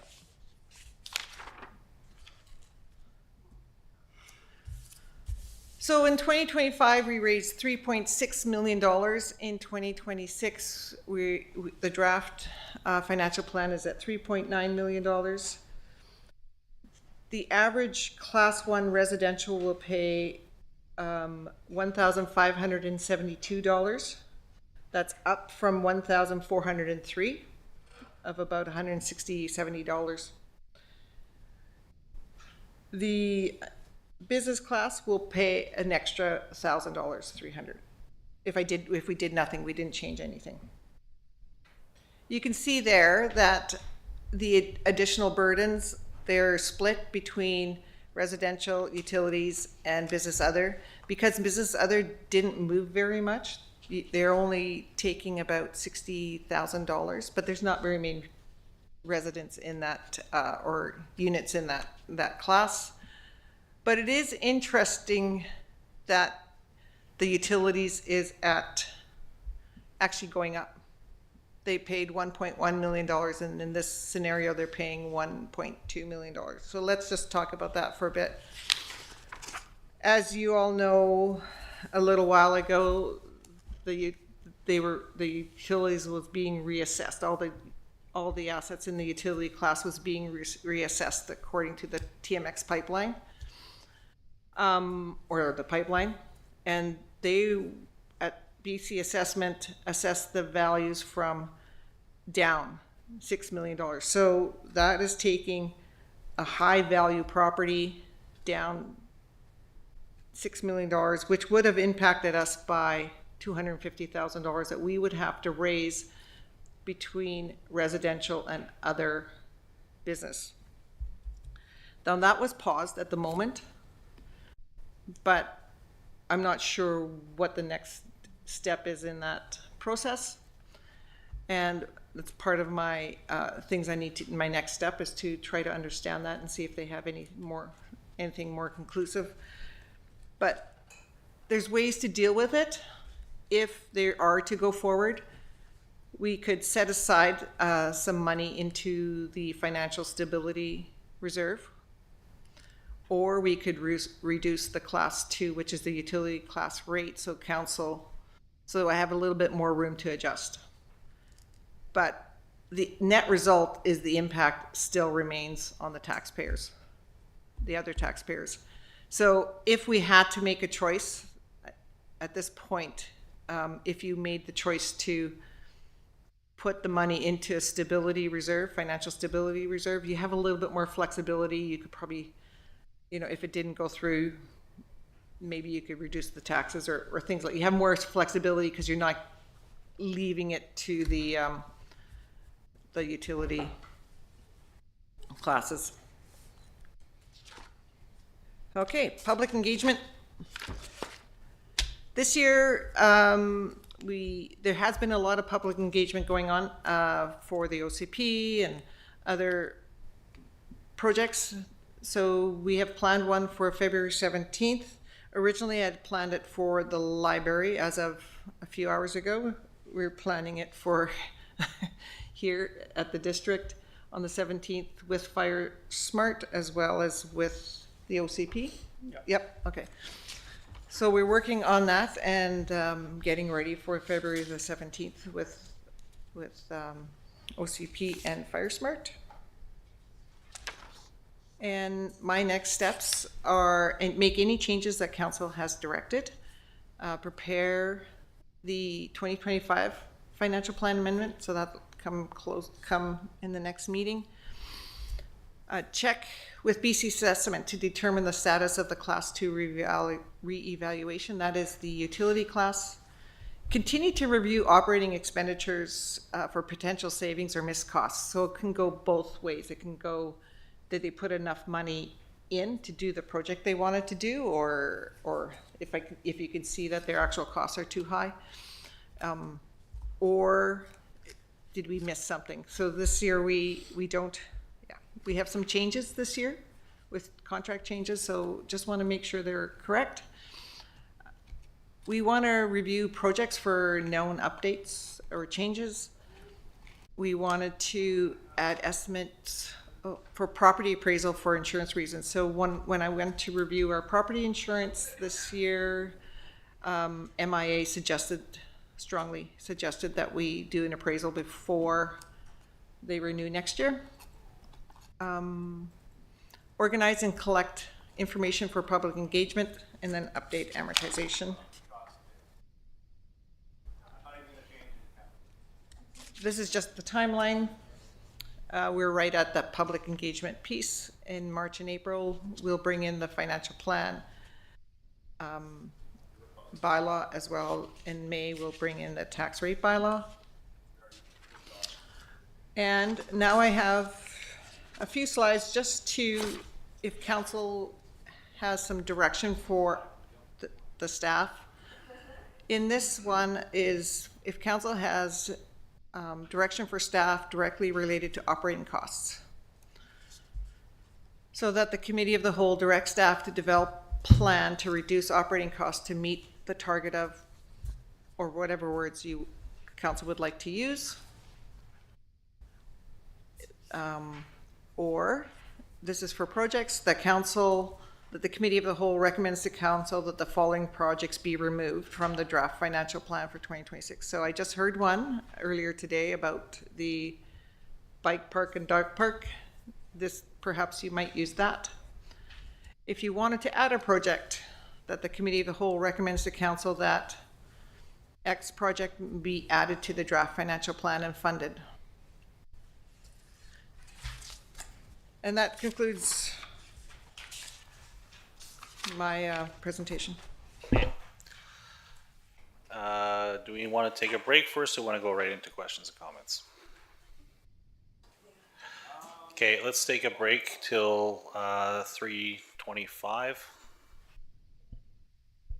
We've been at this for 2 and a bit hours. Okay.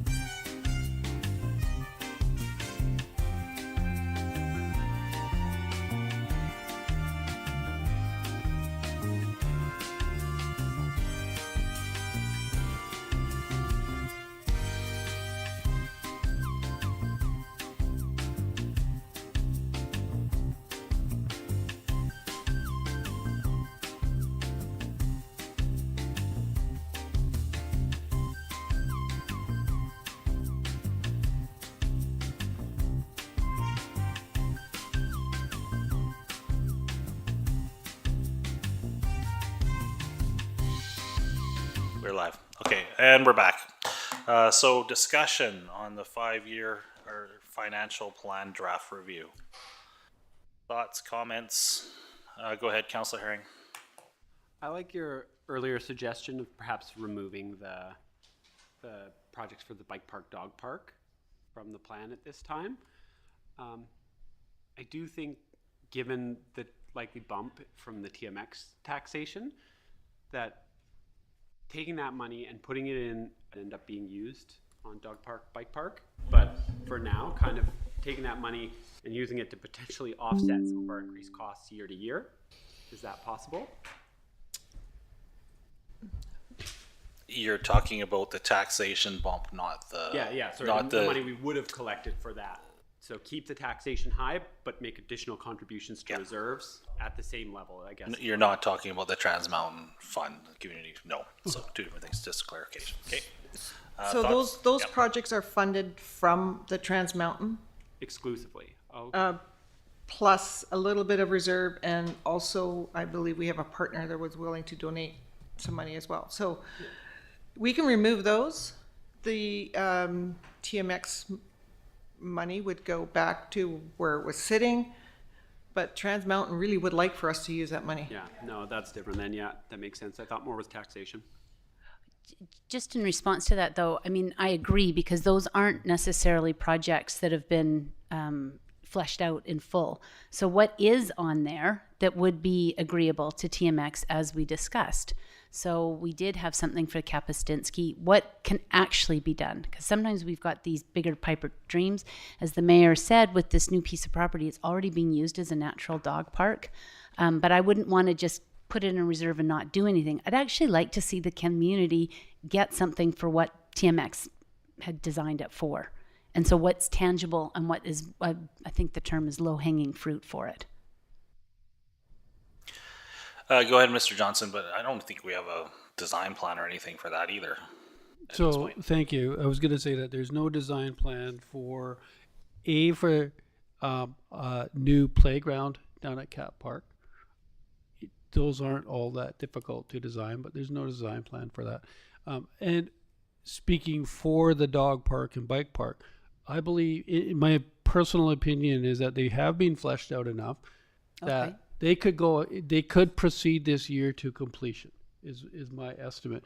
But the one decision point still on there is, and we mentioned it in a few different meetings, is the ultimate location for those.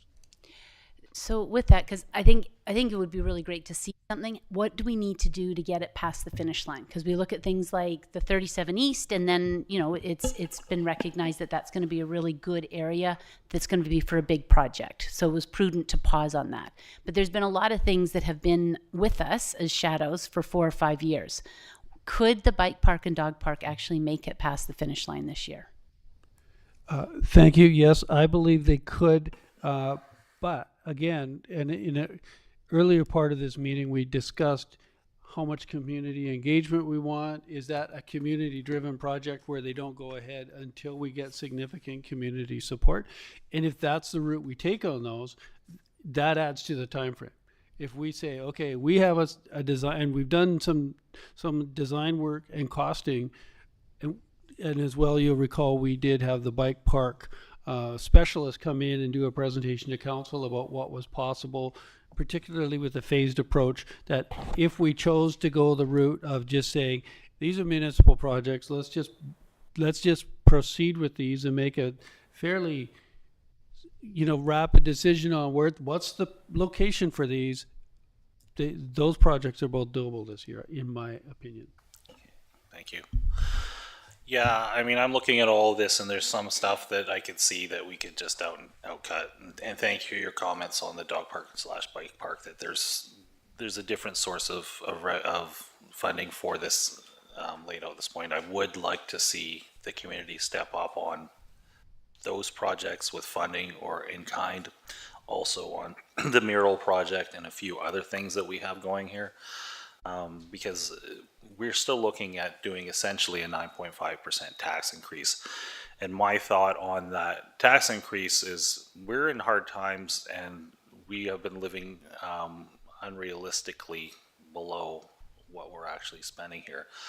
That said, at the 9.5, I would like to see 100,000 of that put into a general reserve and 100,000 to go towards roads. So that the general reserve gives us the flexibility that Ms. Klassen was talking about.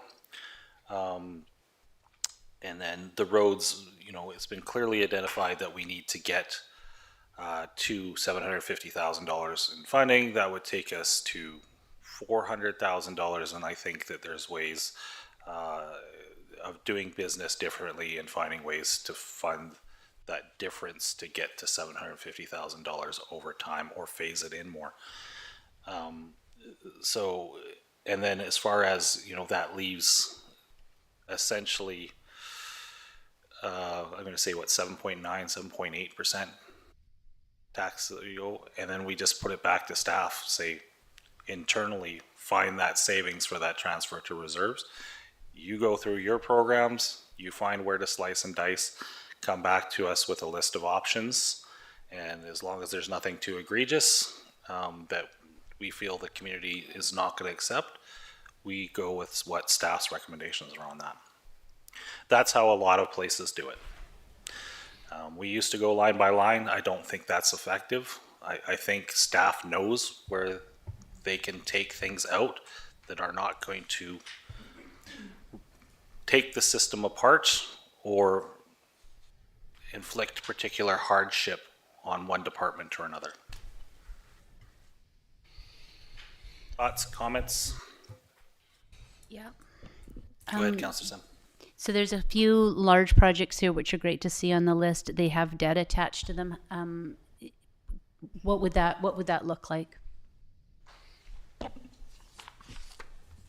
For the large projects, for debt is So Once- just an easy one is the Park Drive lift station. So it's got grant and debt to it. So what would debt look like? the district would have to go to debt. It takes about a year to get that approval. So if we don't get the grant and we have to go for debt, we also have to decide how that looks for, if it's going to keep it within the sewer and with also the developer. So it's a bigger, that Park Drive is yellow because there's a little bit more conversation to be had on the staff side to understand the grant, the debt, and the developer contributions. And I guess the same thing for the siphon project. We talked about projects that we've seen on the books for a little while, but not necessarily with a plan. The siphon project, we have done all the pre-planning for that. We can start that process. So I see the siphon replacement, it would just be debt, but that would also be a year's process, is that right? All that processes take about a year. If you hit the cycle And properly. so what would- That's the minimum they're telling me. Right. So I guess I'm wondering, is that what we're moving forward on, is moving towards that process now by agreeing to this? Of talking about debt? Well, or just- what taking debt on in order to start accomplishing some of these projects? No, by agreeing to this, we're agreeing that we are going to trigger the procedure for taking on debt and bringing it to the community. So that would be the plan there, right? Yeah, so for example, the siphon project, we have it scheduled for 2028. In 2027 or late 2026, I would start that process. Is there anything that can be attached to the election for this fall? Like, is That's there? what we're looking for on the Park Drive project. Yeah, I think Perhaps. that's where I was thinking too. I think And even the Clearwater Valley supply main, we might have to look at that one as well. I ask this question occasionally, and I don't know if you have the answer off the top of your head, but what amount of money is going to trigger us going to AAP or to referendum for debt? Because I think we're at the point in history where we just need to start getting stuff done, and it's going to require millions of dollars of debt to do it. I think these are the projects, they're large enough that you would need to go to a process. To a process, yes. Yeah. And I would definitely, I think staff has to have that conversation of what is the priority, what can we realistically do, and then we'll bring it to council. Yeah, and I think that conversation, staff needs to go through that and do that and bring that back to us, because I think we need to start that conversation basically now. Yes. In the next meeting or the meeting after that, and just basically say, we are not going to count on grants saving us from some of these critical projects, and we just need to move forward because we have so many pressures coming at us. And really, I mean, we've just basically been told, yes, you can apply for grants, but, you know, oversubscribed, underfunded, may not exist at all, and we just need to actually start getting things done. We've kicked the can down the road too far. Further comments? Yeah, Councillor? so I guess, and on that, for the grant, because we do have a number of things here, we don't have some of the secured grants. How do we address that realistically in our budget? So we've got some things here like Centennial Hall siding. We're hoping for a grant maybe from some energy efficiencies. We've got the playground here that we see as a grant. I mean, what happens if we remove it? I thought you brought up a great point about the water meter, and then all of a sudden there was this great grant that landed in our lap. So it was good to have in there. But how do we tell that story about, you know, what's hopeful and what's realistic, and then what we maybe need to be looking at? So if we don't get grants, what do we do about Centennial Hall siding? Go ahead, Mr. Johnson. Thank you, Mr. Mayor.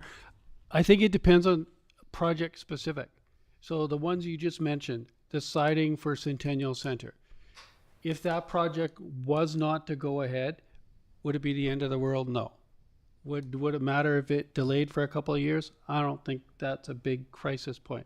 But every single project will have a different kind of timeline driving it. So we can't just say, well, here's our process. I think you need to look at it individually and have that detailed discussion around, okay, if we get a grant, great. If we don't have a grant, what next? Like, what's the process? And some of the ones where we're grant dependent on, such as the hospital lift station, that's a very significant project. I believe it's in the order of $2.5 million. It's a significant difference, I think, to the community if it's half covered by grants and we know, okay, this is covered off, versus whether we have to go to debt for the whole thing, right? So I think it is specific to each project, and we need to have that conversation. What's really that specific conversation? Yeah, I agree with that. I don't think we should lump everything together. You know, I think if we're going to go to debt, and we're going to make the decision to go to debt, what are the ones we failed on multiple times to achieve grant status, and the likelihood of us succeeding on that is low. So that's one we go to debt on. You know, Park Drive, we don't have the final answer as to whether or not we've got that grant yet, so we keep that one in the air until we know one way or another. But we also have to, you know, accept that both of those are going to take the siphon and the Park Drive, and to a certain extent what's under the ground on Robson Street, will need to be dealt with if we're going to go forward with significant developments, you know, southeast of the roundabout. So we do have to tackle these things. It's just, how long do we play chicken on when we pull the trigger on these things? But I think the process from the staff side needs to start now, or start soon, where we start looking at that and what the consequences of that debt is and what that looks like and what that AAP or that referendum looks like. And, you know, and even, you know, as Councillor Sim was alluding to, do we have some of that ready for a possible referendum as part of this fall's election? I think we're running out of time. We've been running out of time for a long time. So with that, and I guess I appreciate the ranking, but even just doing a stronger job about explaining it to the public about where these rank and helping them become involved in our budget. I think engaging people more in understanding its intent and purpose, it lets people know we've got to do some belt tightening. We've got to be ready, and there's also going to be, you know, some burden to bear by the fact that to get some significant projects for growth, which will ideally expand the tax base, it will require that debt process. And so, how do we tell that story in what we're doing here? And it does ask questions like, I am quite serious about the Raft River viewing platform. I mean, I'm looking at the $30,000 that we're going to have for the design and planning, but we've got the hopes for a grant in 2027. So is that do we spend the $30,000 on that? Is it important? You go ahead, Mr. Johnson.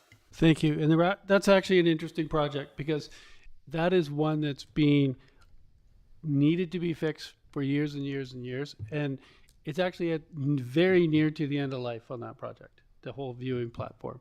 So the council has a number of options at this point in time. We can look at a new platform. We can look at significantly downsizing that. We could look at a viewing area as opposed to a built structure.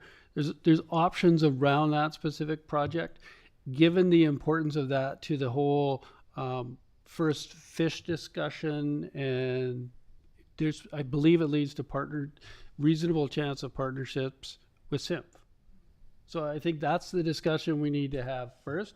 But as far as do we move forward to do the design before we've had those discussions? No, we got to have a better understanding of what the future looks like for that before we move into any kind of a design phase on it.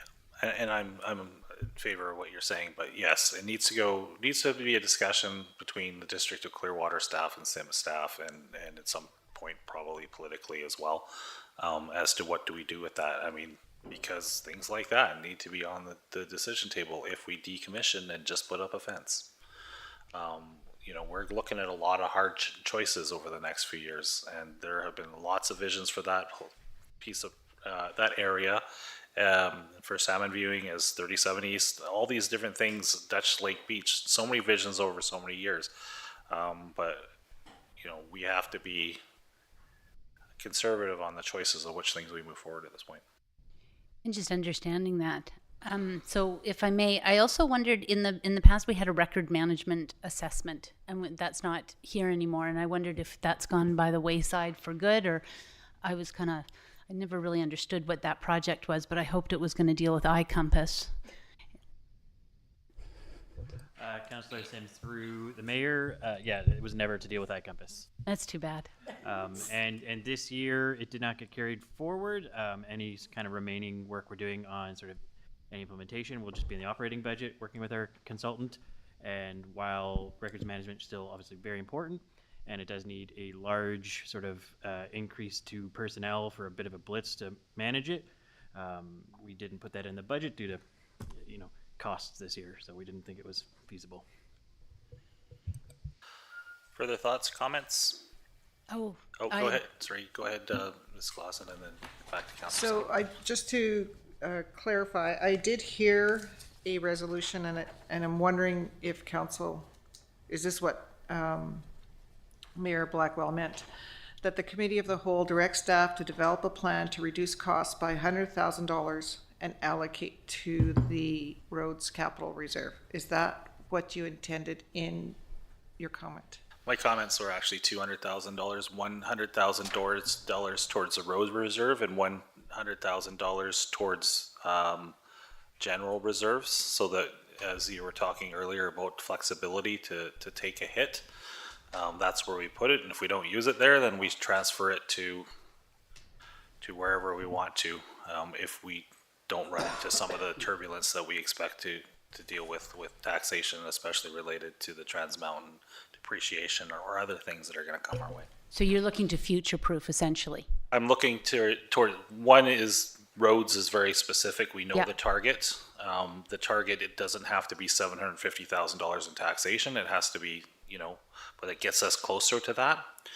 It takes us to $400,000 of that 750 annual budget that we need to start, and the other 100,000 is exactly that. Is basically throwing in a giant, $100,000 bumper to take whatever shocks that we may have in the next year. And if we don't use it there, then as pointed out by the CAO, we look back at the project list, we look at what things were cut, and we can put it back there if needed. So you're suggesting going through this list, or asking staff to go through it and say, okay, what's really here? Like, so. I'm asking staff to decide where the cuts need to happen. That's what I'm saying. Yeah. That's exactly That's what I'm saying. yes. And I'm asking, and I'm going to do for an example, for that they would take this list back and maybe the DOC engineering and infrastructure studies. Do we need that? So in order to find that money is comb through. Is that what you're? I am saying that they can go back to their departments and look at things, and they can come back to council as well, because, you know, we have a couple of things on there. You know, we've got, Oh, that's up next. Don't yeah, worry. we've got, you know, those murals and that the canoe regatta, but us going by line has always been the wrong approach. Staff, management team as a whole knows where they can do things with the least amount of pain as far as small cuts to achieve this, where they can shift things. And in a lot of senses, by throwing it into reserves, sometimes we're actually not, we're just shifting the priority over a little bit. We may not be causing a huge amount of pain, but leave it to staff to decide and to find those savings in taxation. And you've said, you know, line by line is not the right approach. I always like to understand why changes have been made. So, for example, which is irritating, I'm on that one. Like, for example, the fire department master plan, it was in 2027, but it's been moved to 2026. Understanding the rationale for that is important, right? Like, what made those changes? Yeah, and sorry, I should rephrase that. On the special projects budget, we have these things in front of us. If you want to question them line by line, and there's a reason that you want to look at them, absolutely, because I think a lot of the savings, these are a lot of these things, other than pure safety, are somewhat at the discretion of council to say go forward with if it's not necessary. Yeah, and because it is looking with a finite, is just understanding, you know, and what the rationale for staff. Like, I always look at it is, if you're stuck in an elevator, can we explain in the elevator ride why we made these decisions?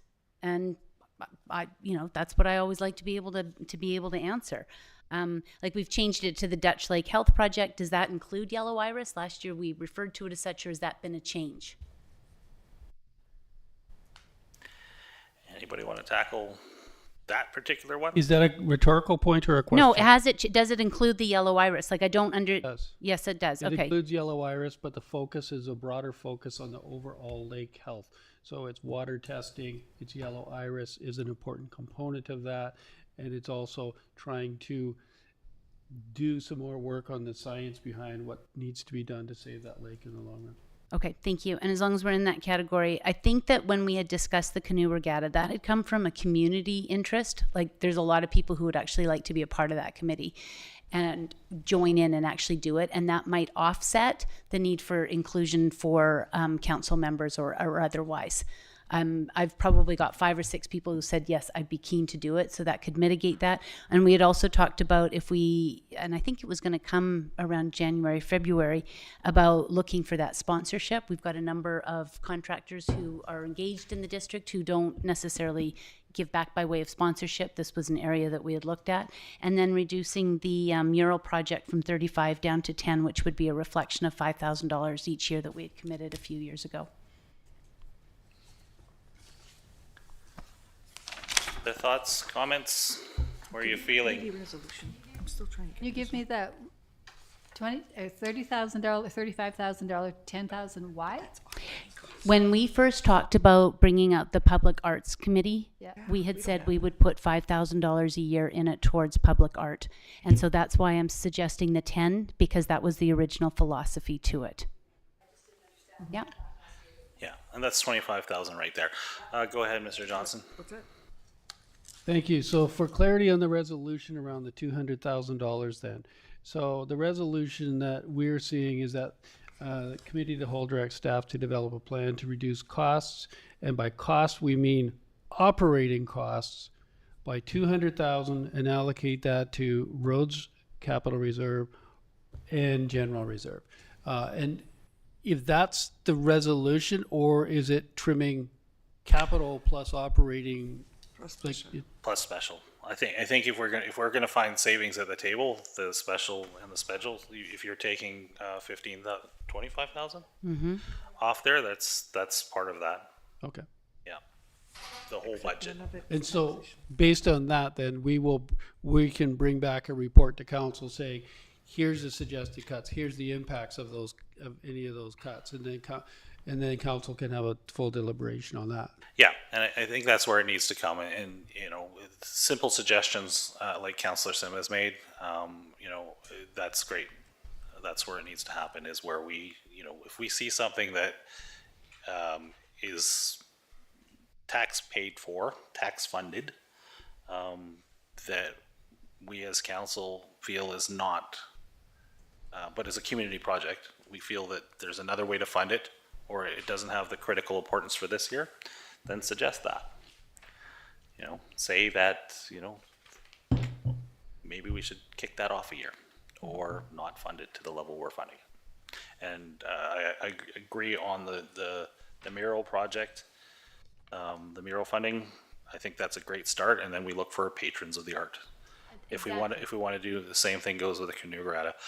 I still have a problem with council participation during election season on that, but if there's a way to fund it outside of the District of Clearwater, or we get sponsorships, then I honestly think a report was going to come back on a timing. Like, I don't think that a date had been confirmed because we had looked at some other ones, so I think we're okay.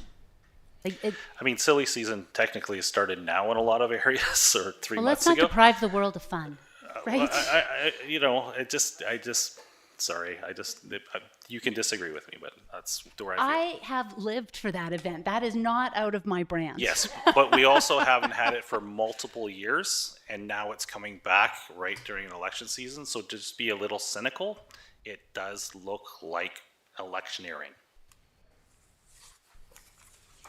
Wow. That's one's, okay. Whatever. I think that what you're suggesting, which I really agree with, is looking for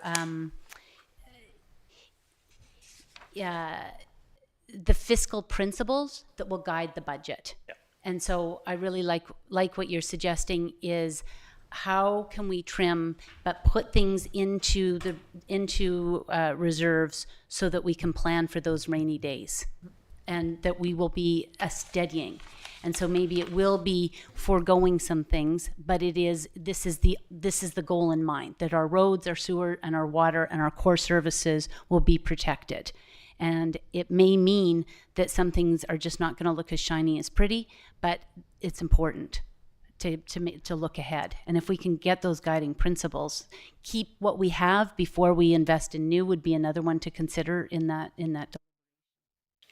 Councillor Herring, you look like you want to say something. I guess the question I have is, so cutting $200 or $200,000 off this budget represents like a 6% tax increase normally, right? So what we're talking about is pare back 6% of the increase and then add it back in as surplus to support future needs. Is that realistic? Sorry, from a staff reserves. perspective? Reserves, sorry, yeah. Reserves, yeah. Yeah, I mixed So- up the counts. All the projects, capital and special, are already accounted for in reserves or surplus. So that means we've taxed for them in prior years, generally. It could mean that we've also had grants or something, but generally. So it just means that money, if we cut a project, it means that funding stays there. So it stays in surplus, or it stays in the park reserve, or it stays in the roads reserve. If we cut funding, or if we cut operating costs, that's what I'm taxing for right now. Let's say we did a reorganization and made 50% go home. Well, that'll impact taxes right now. So that's the difference. But I think what Mayor Blackwell is suggesting is a combination. I'm putting it to staff to bring back suggestions on how we achieve this. And if it can't, then that's the answer. Yeah, and if it can't, then it comes back to council and we say maybe it has to. That really is, but we need to see the report back to see how much staff can do and what the suggestions are, and then we go from there. Because we're, you know, beyond everything we're dealing with right now, we have the very strong looming possibility that 1 year or less from now, and we might get the news within the next few months, that we will be facing an 8% or 6% decrease in utilities taxation value. And that is a speed bump that's coming at us. How the province decides to deal with that is still a complete unknown to us. It could be phased in, they could say no to it, it could be all at once in 1 year. But you know, we need to be looking a little bit leaner and meaner and putting a little bit more of our money into funds where we can use it as a shock absorber if need be. And if we get the answers saying that they're going to throw 8% tax reduction on utility classes, then we talk about amending the budget or directing staff to say, this money we put here, targeted for here, for roads, for general reserves, okay, this is where it goes now, because we have to deal with this issue. So I want to go back to some of the things that we've talked about, which is getting more community involvement. Do you see that the district should have any seed money to start those types of groups, or no? Like, I'm trying to think how other municipalities, like Salmon Armor's got an entirely different branch for economic development. And I've never understood how to develop things that happen outside but have a relationship connection. And I'm wondering if we're there, like, how do we seed those types of things? I think we start some of those things just simply with restarting committees. I'm absolutely in favor of starting a combined trails and recreation committee. I don't want it just as one. I think it needs to be one. It's an advisory group that takes staff time, but it doesn't necessarily in the first year of that lead to direct investment or anything. But it does start saying, okay, well, we want to apply for grants and things like this. Okay. So you pick your particular topic, and you know, this year or sometime in the next few months, we restart a couple of committees. I'm okay with that. I think it's time, and I think it's also a great way. You can jump in here in a second, but I think it's also a great way to get people into how we work at this table, because there's a percentage of people at this table who are not running again or may not be elected again. Go ahead, Mr. Johnson. Thank you, and I apologize for that. We had a little side conversation. So, with committees, it may be appropriate to consider doing a fresh restart after the election, where the new council gets to set in and say, okay, what are the committees that we would like to see based on what the interests of that council are. If we start committees, we're going to, by the time we get something organized, select members, we're going to be darn near up to the election at that point in time. Yeah, and in fair comment to that, two things back to, I could be electioneering on this one. Second one is this conversation probably, we should have had this conversation 6 months ago, really, to get anything accomplished before election. Fair enough, absolutely. So with that, is it prudent to maybe look at that conversation about, a summer event that could be misconstrued, and reducing that budget to 5,000 and just keeping it for when that new council comes in, giving them some seed money to do some sort of revitalization for community. I mean, I like social and I like community gatherings because I think it is one of the best things for health benefits.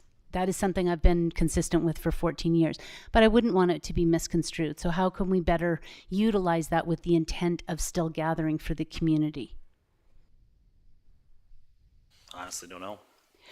Yeah, so I don't know if that just becomes a community recreation, 5,000, very similar to how we maybe inadvertently earmarked money for the arts committee, so it took a couple of years to get that started.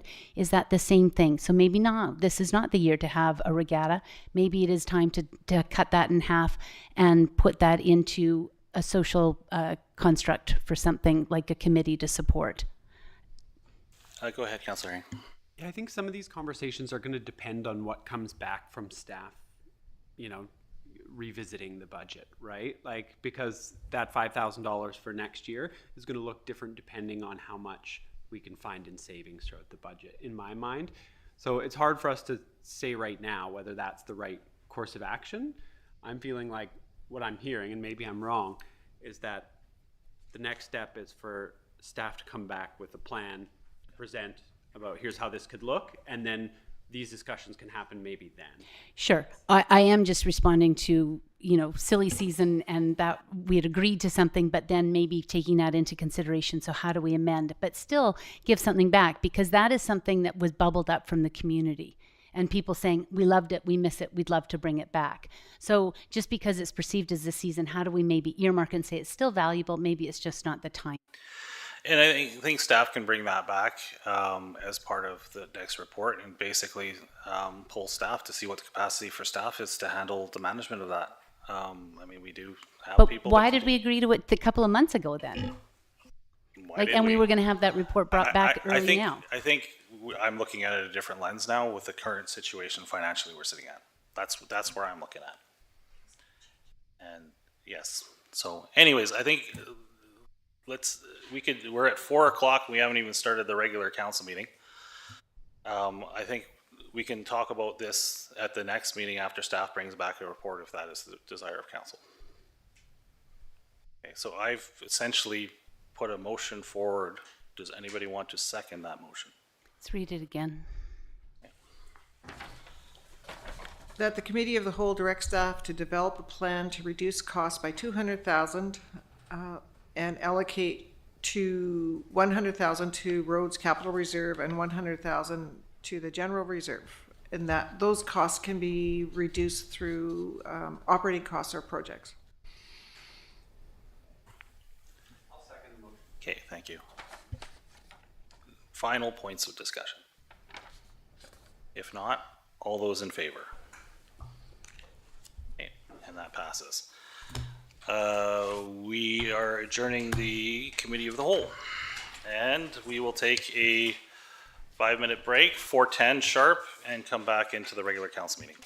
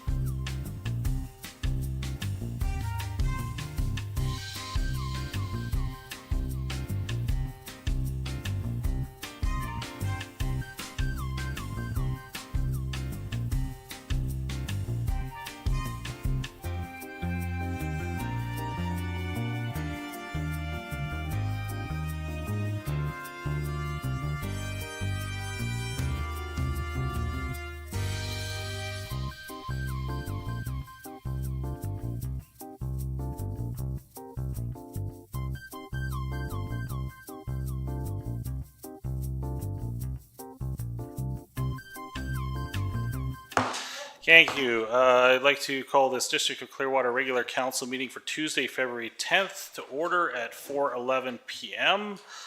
I would like to begin by acknowledging that we're fortunate to be gathering together on the unceded territory of the Simp people who've been caretakers of this land since time immemorial. Quick note, I'm actually working on a new territorial acknowledgement at the request of Simp. So hopefully we'll have something updated in the next couple months. Any late items to add to this agenda? If not, can I get a motion to adopt the agenda as presented? Moved by Councillor Frizzle, seconded by Councillor Matheson. All those in favor? That passes. Item 5, any declared known conflict of interest or pecuniary interest? Seeing none, we move on. TNRD director is not here today. He's in Kamloops, I believe, at TNRD meetings. Delegations were done in the committee of the whole. Item 8.1, minutes of the regular council meeting held January 20th, 2026. There is a recommendation to adopt the minutes as presented. Any errors or omission put onto staff. So we have Matheson and Bratton moving and seconding that. All those in favor?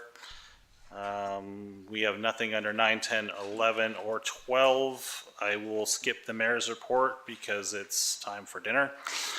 And moving on to council reports, Councillor Bratton. Not much of a report, but I just wanted to make a mention, Mayor Blackwell mentioned earlier in the committee of the whole, that the Upper Clearwater Fire Hall is having some fundraising efforts, and they're doing fantastic. And I think it's pretty amazing. Roland and Neve, they do so much for Upper Clearwater. And right now they are matching any donations in the month of February up to $75,000. And they're looking to raise another $200,000 to get the building up off the ground. They have $189,000 already. So I just thought I would give them a mention. And if people think about it, maybe they could help out. And the Birch Leg is this weekend on Saturday, 10 a.m. mass start. And the grads have a bingo, but I forgot to look at the time, so never mind. Thank you. Spoke with Roland and Ann via email a couple days ago. And then for Birch Leg, if anybody needs a Viking helmet for some shocking reason, I have 2. Councillor Frizzle.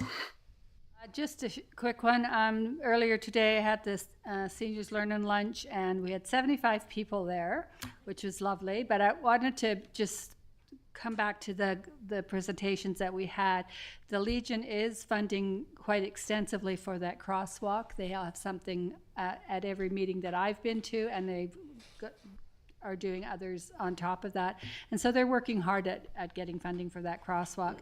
And Constable Carl Maybauer, the one that's just new and starting up on his own, will be coming to the seniors lunch in March. So it all was sort of, oh, and I had 75 people today. It was amazing. It was great. Excellent. Councillor Herring. Nothing for me, thanks. Councillor McKenzie is away on critical safety training. Councillor Matheson. Nothing to report. Thank you. Councillor Sim. It's Family Day coming up on Monday, and as part of that, Ms. Culp has organized the Arts Committee meeting to do a session on what do you see in your community, what does your community look like, and how might that be reflected in a mural project. And it was interesting being in Kamloops. If you really look how many murals they've got that sort of really give life to some interesting spaces. So exciting to hear about that. And I'm very grateful to Ms. Culp and her work. And she's certainly had a number of projects on her go that she's attacking just with great vigor and succeeding. And so thank you to that. Okay, that's it. Okay, thank you. Anything for the CEO under CEO report? Okay, thank you. Moving on to new business, staff reports, fire department annual report. See, we get our first one. You just ask for department reports and we get one. Go ahead, Fire Chief Smith. Thank you, Mayor Blackwell. Good afternoon. So the purpose of this report is to just give you guys an overview of last year's calls and some training and what we're looking for this coming year. So there's a slideshow to follow along. The slides are part of the report as well. Hold on, what the heck?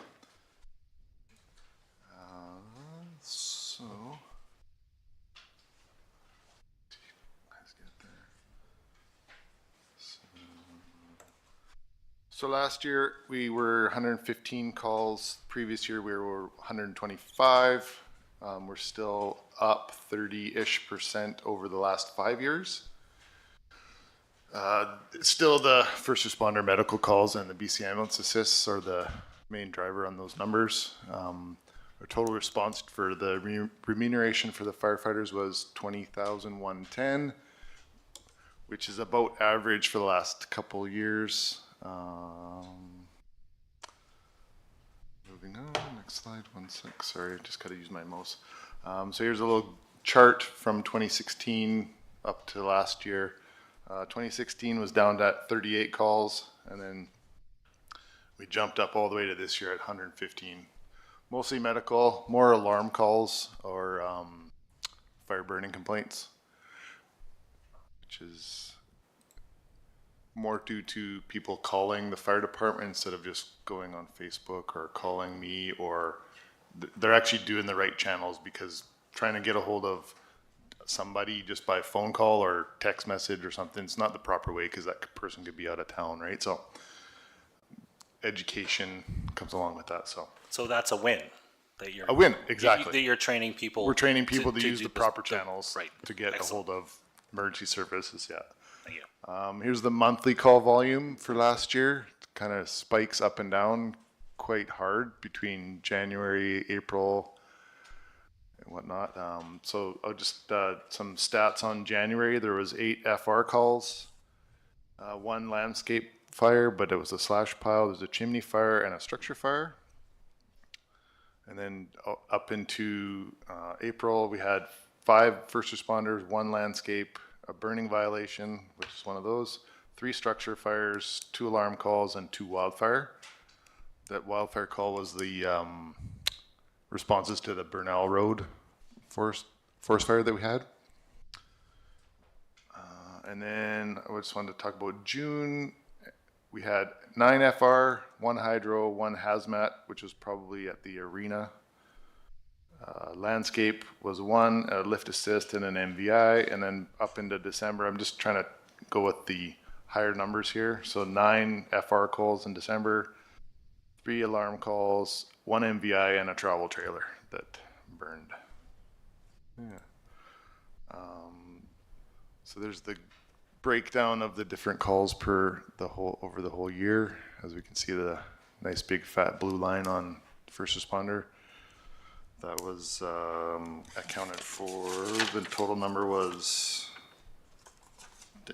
68, I think, or 72. Some incidents of note. So this was the first time last year we assisted Wavenby with mutual aid. We've done Blackpool back and forth a lot.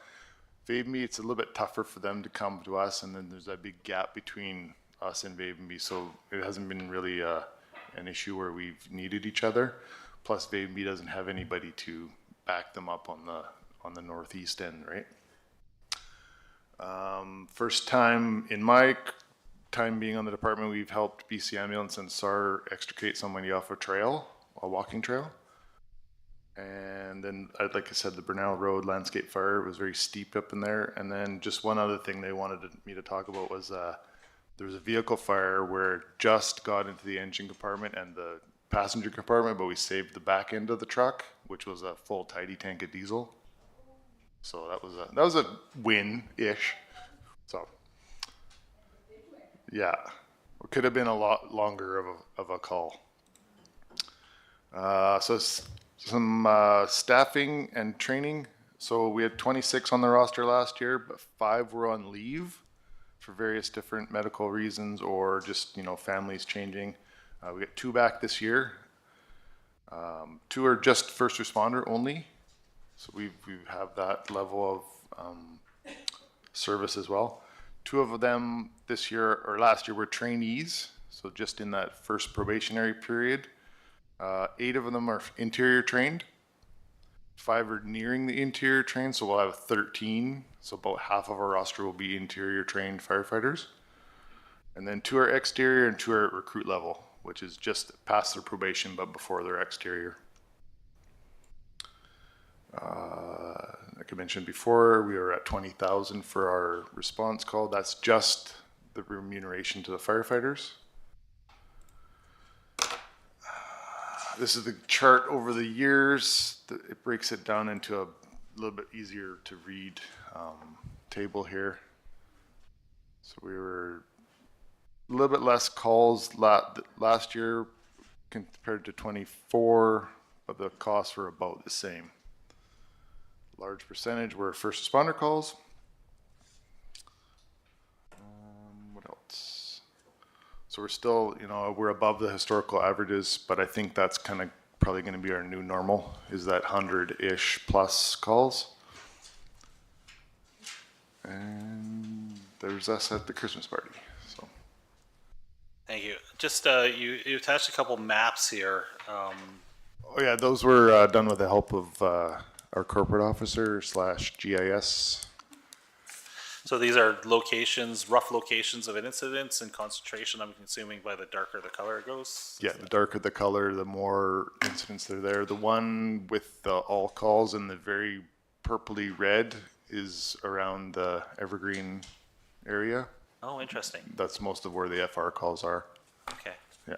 That makes sense. Go ahead, Councillor Bratton. Questions? I don't want to get in the weeds on this, but I have a question. If in fact ambulance service ends up going on strike, does that affect you at all? Like, do your members, are they part of the same union? No. No. Okay. It could affect us in we would get more calls. Right, for sure. Or we would do most of the calls for the FR we get there and we assist. We're not really taking charge of most of them because they're still by will that they're still in town. Their delay is like 5 minutes, maybe 10 minutes, not the 30 minutes that we're kind of expecting when we do go to a call where they're delayed.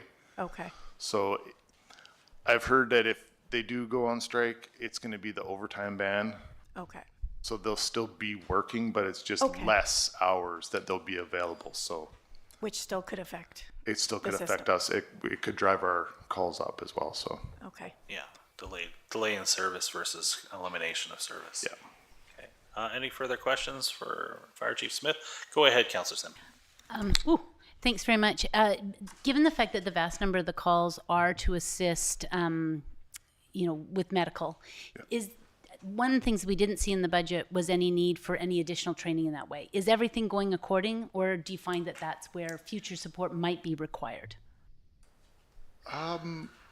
It's always kind of ongoing, the support that's needed, because we train some people and then, some people leave. So it's the same with the whole part of the whole volunteer fire department is ongoing training is the biggest cost other than the cost for remuneration is always training everyone and making sure they're kept up, or when new people come in, we have to train them as well if they're not already trained, which most of them aren't. So right now, I think not everybody on the fire department is FR trained, but we're probably at about 9 firefighters that are FR trained, and 3 or 4 of them are paramedics as well. So they got that higher level of training, which is really good. But to answer your question, it's always in our mind to be training or have money in there to train, at least try to get 2 people trained in FR every year that need it.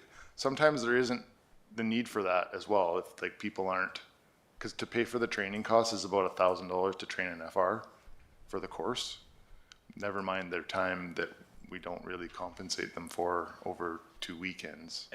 Just to follow up on that before you follow up on that.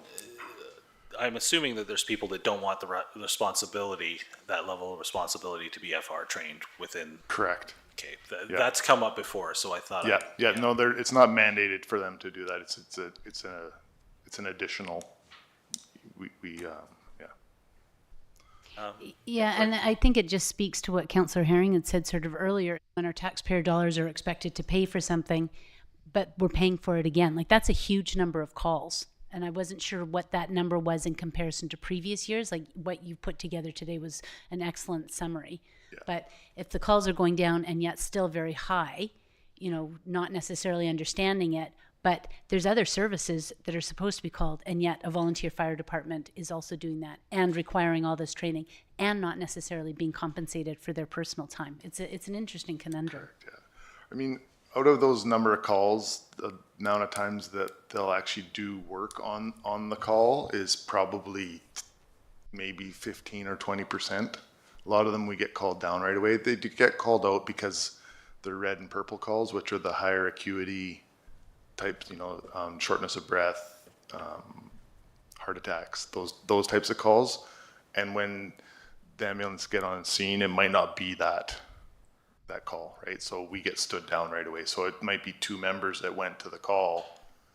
So the cost per call on that side of it is quite low, because it's not 8 or 10 people showing up for a call like a fire call. So there's a balance and I could have broke it out a little bit more on that part of it, like the calls, the cost per FR calls, but No, I think that what you've done was a really great insight. It was just really interesting seeing that high volume versus for a fire department that they were quite small in the graphs, which was interesting.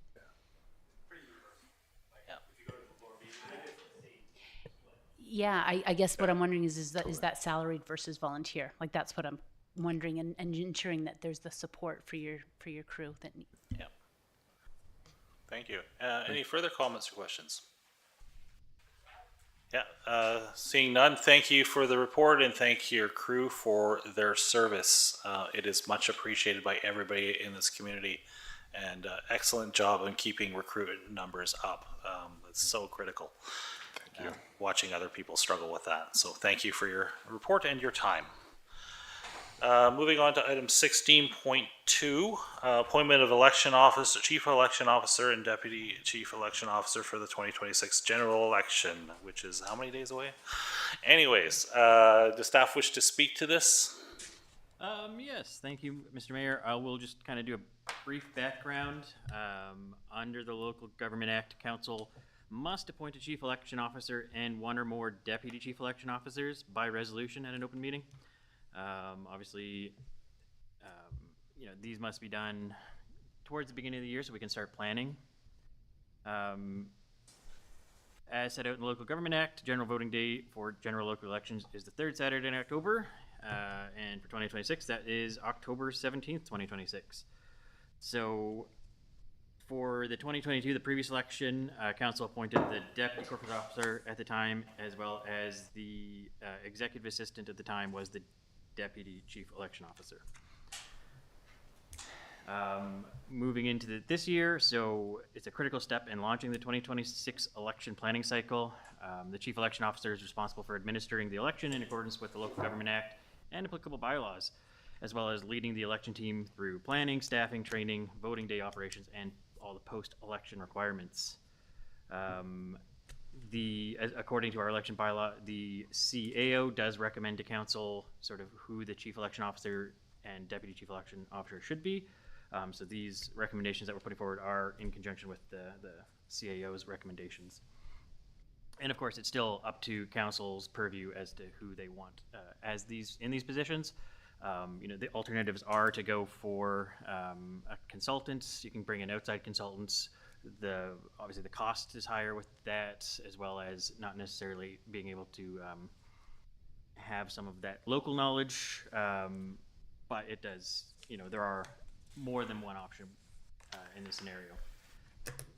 Beyond that, I will take any questions from. Questions on that, and noting, I believe a long time ago we had Isabel Hasford, so we did do an outside consultant in the past, so it has been done. Further questions or thoughts? I wasn't quite clear about how many days that this was required for. Sorry. So how many working hours are? Like it says a per day diem, how many days? Yeah. That's just the election. So just on the day of election. And I believe the advance polling. I don't think that's not every day that's. Okay, it just wasn't clear in the report, so I didn't know. What is this? Because some municipalities, they actually give days in lieu of. So that's why I was wondering. I'm like, Are you, maybe I'll. But Go ahead. so council, and at a later date, will determine what extra elections will be held if you want to do more advanced polls. So determine that if you select 5 advanced polls, which would, for the record, be a huge amount, but if you did, then the pay would adjust accordingly, right? Depending on the days. okay, so the answer is every time there's a ballot box, it's a daily rate. Every time there's an advance poll, there's a daily rate. Yeah. because advanced polls are typically open for a long enough period of time that it's equivalent to. That's what I'm saying. So every time that there's a ballot box on a day, there would be this pay. Choose your votes days wisely, I guess. Any further questions, or does somebody wish to move the recommendation? The only thing that struck me in it is that the reason for the suggested increase was to retain and. We're still on the first report. We're on 16.2 regarding the appointment of the there's a second report regarding They're the both. remuneration. To me, they're intertwined to a certain degree. So 16.2, council by resolution and open meeting appoint Elsid Prime, corporate officer, as chief election officer for the administration and conduct the 2026 general election, and Byron Johnson, chief administrative officer, as deputy election officer for the 2026 general election, and the council authorize the chief election officer to appoint additional election officials as required to administer and conduct the election. Somebody wish to move and second this? Moved by Councillor Matheson, seconded by Councillor Herring. Further discussion on this one? Go ahead, Councillor Bratton. Is there a benefit of having an outside person in? The only reason and I have no problem with this suggestion, it's the way of the world. And transparency, the lovely word. I could let Mr. Johnson speak to that if he wants. We've done it in the past due to capacity. Oh, I see. Okay. But yeah, I mean, we are in a skeptical world, and knowledge as well. Right. Yeah, absolutely. So, I mean, I could be way off base. I don't know. I think there's going to be more discussion on this, but go ahead, Councillor. Sorry, I don't want to demote you to Councillor or Mayor. CAO Johnson. Thank you, Mr. Mayor. So there are, in the past, I've actually worked with a contract person too, and that can work well. If there's local people who are qualified to do it, who've actually run elections before, that can work well. I believe in the chief election officer role, that is the role where it makes most sense for an internal person who really understands, potentially local issues, but also understands who the personnel are, because there often will be local assistants as far as the vote counters and all the rest. So that part makes more sense to have as a staff person, and with also doing it, it's also great from, I hate to say it, but great from a learning experience, right? I've personally been involved in a number of elections. I probably learned most of what I needed to learn through that process, but for Mr. Prime, it's great from a learning perspective, and it is kind of the role of the corporate officer. So I fully support that. For myself, if you're suggesting to replace my name on that list with a outside contractor, I'm all in on that too. We've had it where we've had sort of new people, and we've been fortunate by some that you have suggested, and they brought knowledge, but to start from scratch, it's really difficult, and there's always some stumbling blocks. I think let's just make it seamless and clear, and I'm really happy to vote in favor of this motion. On that note, I'm going to not see any more questions, so all in favor on this motion, and that passes. Then we move on to 16.3, and Councillor, are you going to do report comments on this? I'm assuming you should. Sure, thank you, Mr. Mayor. I will just, I guess, touch on this briefly. And this is really just, every 4 years, obviously, there's a large gap in sort of what the remuneration was from the previous 4 years. I look to just bring this up sort of at a basic 2% per year, just to keep it in line with, respecting people's time. It's a very long day. It's, over 12 hours sometimes. So just to keep that in perspective, it doesn't necessarily match CPI, but it is just really to keep it closer to what it should be. Yeah, I will take any questions. I was just going to note that 11% in the first 2 years of that, and another 5, 6. I'm going to say 15% over 4 years, and you're suggesting 8 is where this is at roughly. Okay. Questions on this one? Go ahead, Councillor Herring, and then No Councillor question, Sim. but I'll move the motion. Oh. Okay. Do you have a question, Councillor Sim? Does everybody from the poll worker to the counter also work 12 hours for the rate that's in here? That's Daily correct. rate? These are for the full shift. Everyone is required to be there throughout the day. Okay. Thank you. And sorry, to be clear, the poll counters usually, these overlap these positions. So they might be doing, sorry if I lost my page. On page 50 of the 56 on the agenda, a lot of times the positions will be doing the polls during the day, and then when we move into counting, they'll move into the counter role. So it might be the same person doing both of those positions. Okay, thank you. That's actually very helpful. And I just want to clarify, I just, when I read the report, is that, you know, to make the increase for retention, I think given the fact that if we're going to hire people who are already in the roles, we've got more serious concerns about retention issue than just the election. And just saying. Thank you. Councillor Sim through the mayor. It's more to recruit those who have helped us with the poll worker positions in previous years, to bring them back again, because having that experience from those who've been here for 2 or 3 municipal elections, not necessarily the CEO or DCEO on those ones. Yeah. Yeah, and further on that, if you see the same people work at provincial and federal elections, to get up to speed to the point where we have less potential issues is sort of how I see it. And I definitely have seen the same people work polls over again. So, okay. Yeah, speaking of people in the room, I don't think you can work this one. Just saying. Maybe you can, depending on where you go. Okay. So we have a recommendation on, haven't moved this and seconded this. It's getting late. Yes, Councillor Herring moved the motion. Okay. Seconded by Councillor Matheson. Further discussion? If not, all those in favor? And that passes. Thank you. We have a couple of resolutions. The first one is SILGA related to FireSmart. I think on the weekend I sent out to council the news story from the province that we are now, I think, 175 million into a $200 million fund spent, and at this point, with the budget not being announced yet for the province, we don't know if that's going to get a top up. So that is what this resolution is about. Any questions or comments about it? Okay. A mover and a seconder. Moved by Councillor Matheson, seconded by Councillor Frizzle. All those in favor, let's go forward to SILGA. Thank you, and that passes. And then we have a notice of motion related to SILGA, another SILGA one. This is a co-sponsorship at this point between us and Kamloops, related to, it mentions health and death and injury stats, but it's really about highway safety and the amount of money that's not been invested on Highway 5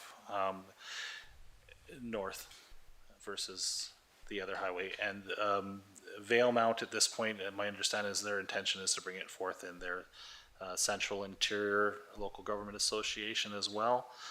So all sections of this highway will be covered under this one. Okay. This is just a notice of motion, so we don't move the recommendation at this point. God, I haven't done a notice of motion either. Correct. It would be appropriate if Mayor Blackwell, as this is your notice motion, you could move it as well if you'd like. Yeah, I'll move it for this meeting, just because there is no financial cost attached to it. Do I have a seconder? Seconded by Councillor Frizzle. Further thoughts or discussions on this one? If not, all those in favor? That moves forward. Comments from the public. Hello, public. I am still awake. Thank you. I agree with Lynn, like it was a long committee meeting.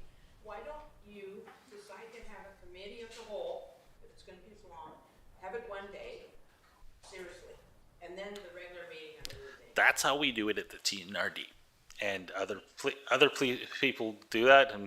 And judging by the size of that agenda, you kind of think it might be short, but when you throw finances and things like that, it can be long. And I hear you, and I think we will consider things like that. And that's it. Sorry. Go ahead. We glossed over 19.1. I didn't know if anyone wanted to talk to the Heritage Letter, or if we just can carry on. Oh, sorry. Yes, there is a Heritage Letter, Heritage Week poster. If anybody has any comments or thoughts on that one. Okay. If not, We do need to move into camera. There is a recommendation that the meeting be closed to the public pursuant to sections 91 of the community charter to discuss matters relating to F, law enforcement. If the council considers the disclosure could reasonably be expected to harm or conduct an investigation under or enforcement of an enactment, and G, litigation or potential litigation affecting the municipality. Can I get a mover and a seconder on that one, please? Moved by Councillor Frizzle, seconded by Councillor Herring. All those in favor? And we will take a 10-minute recess till 4:50.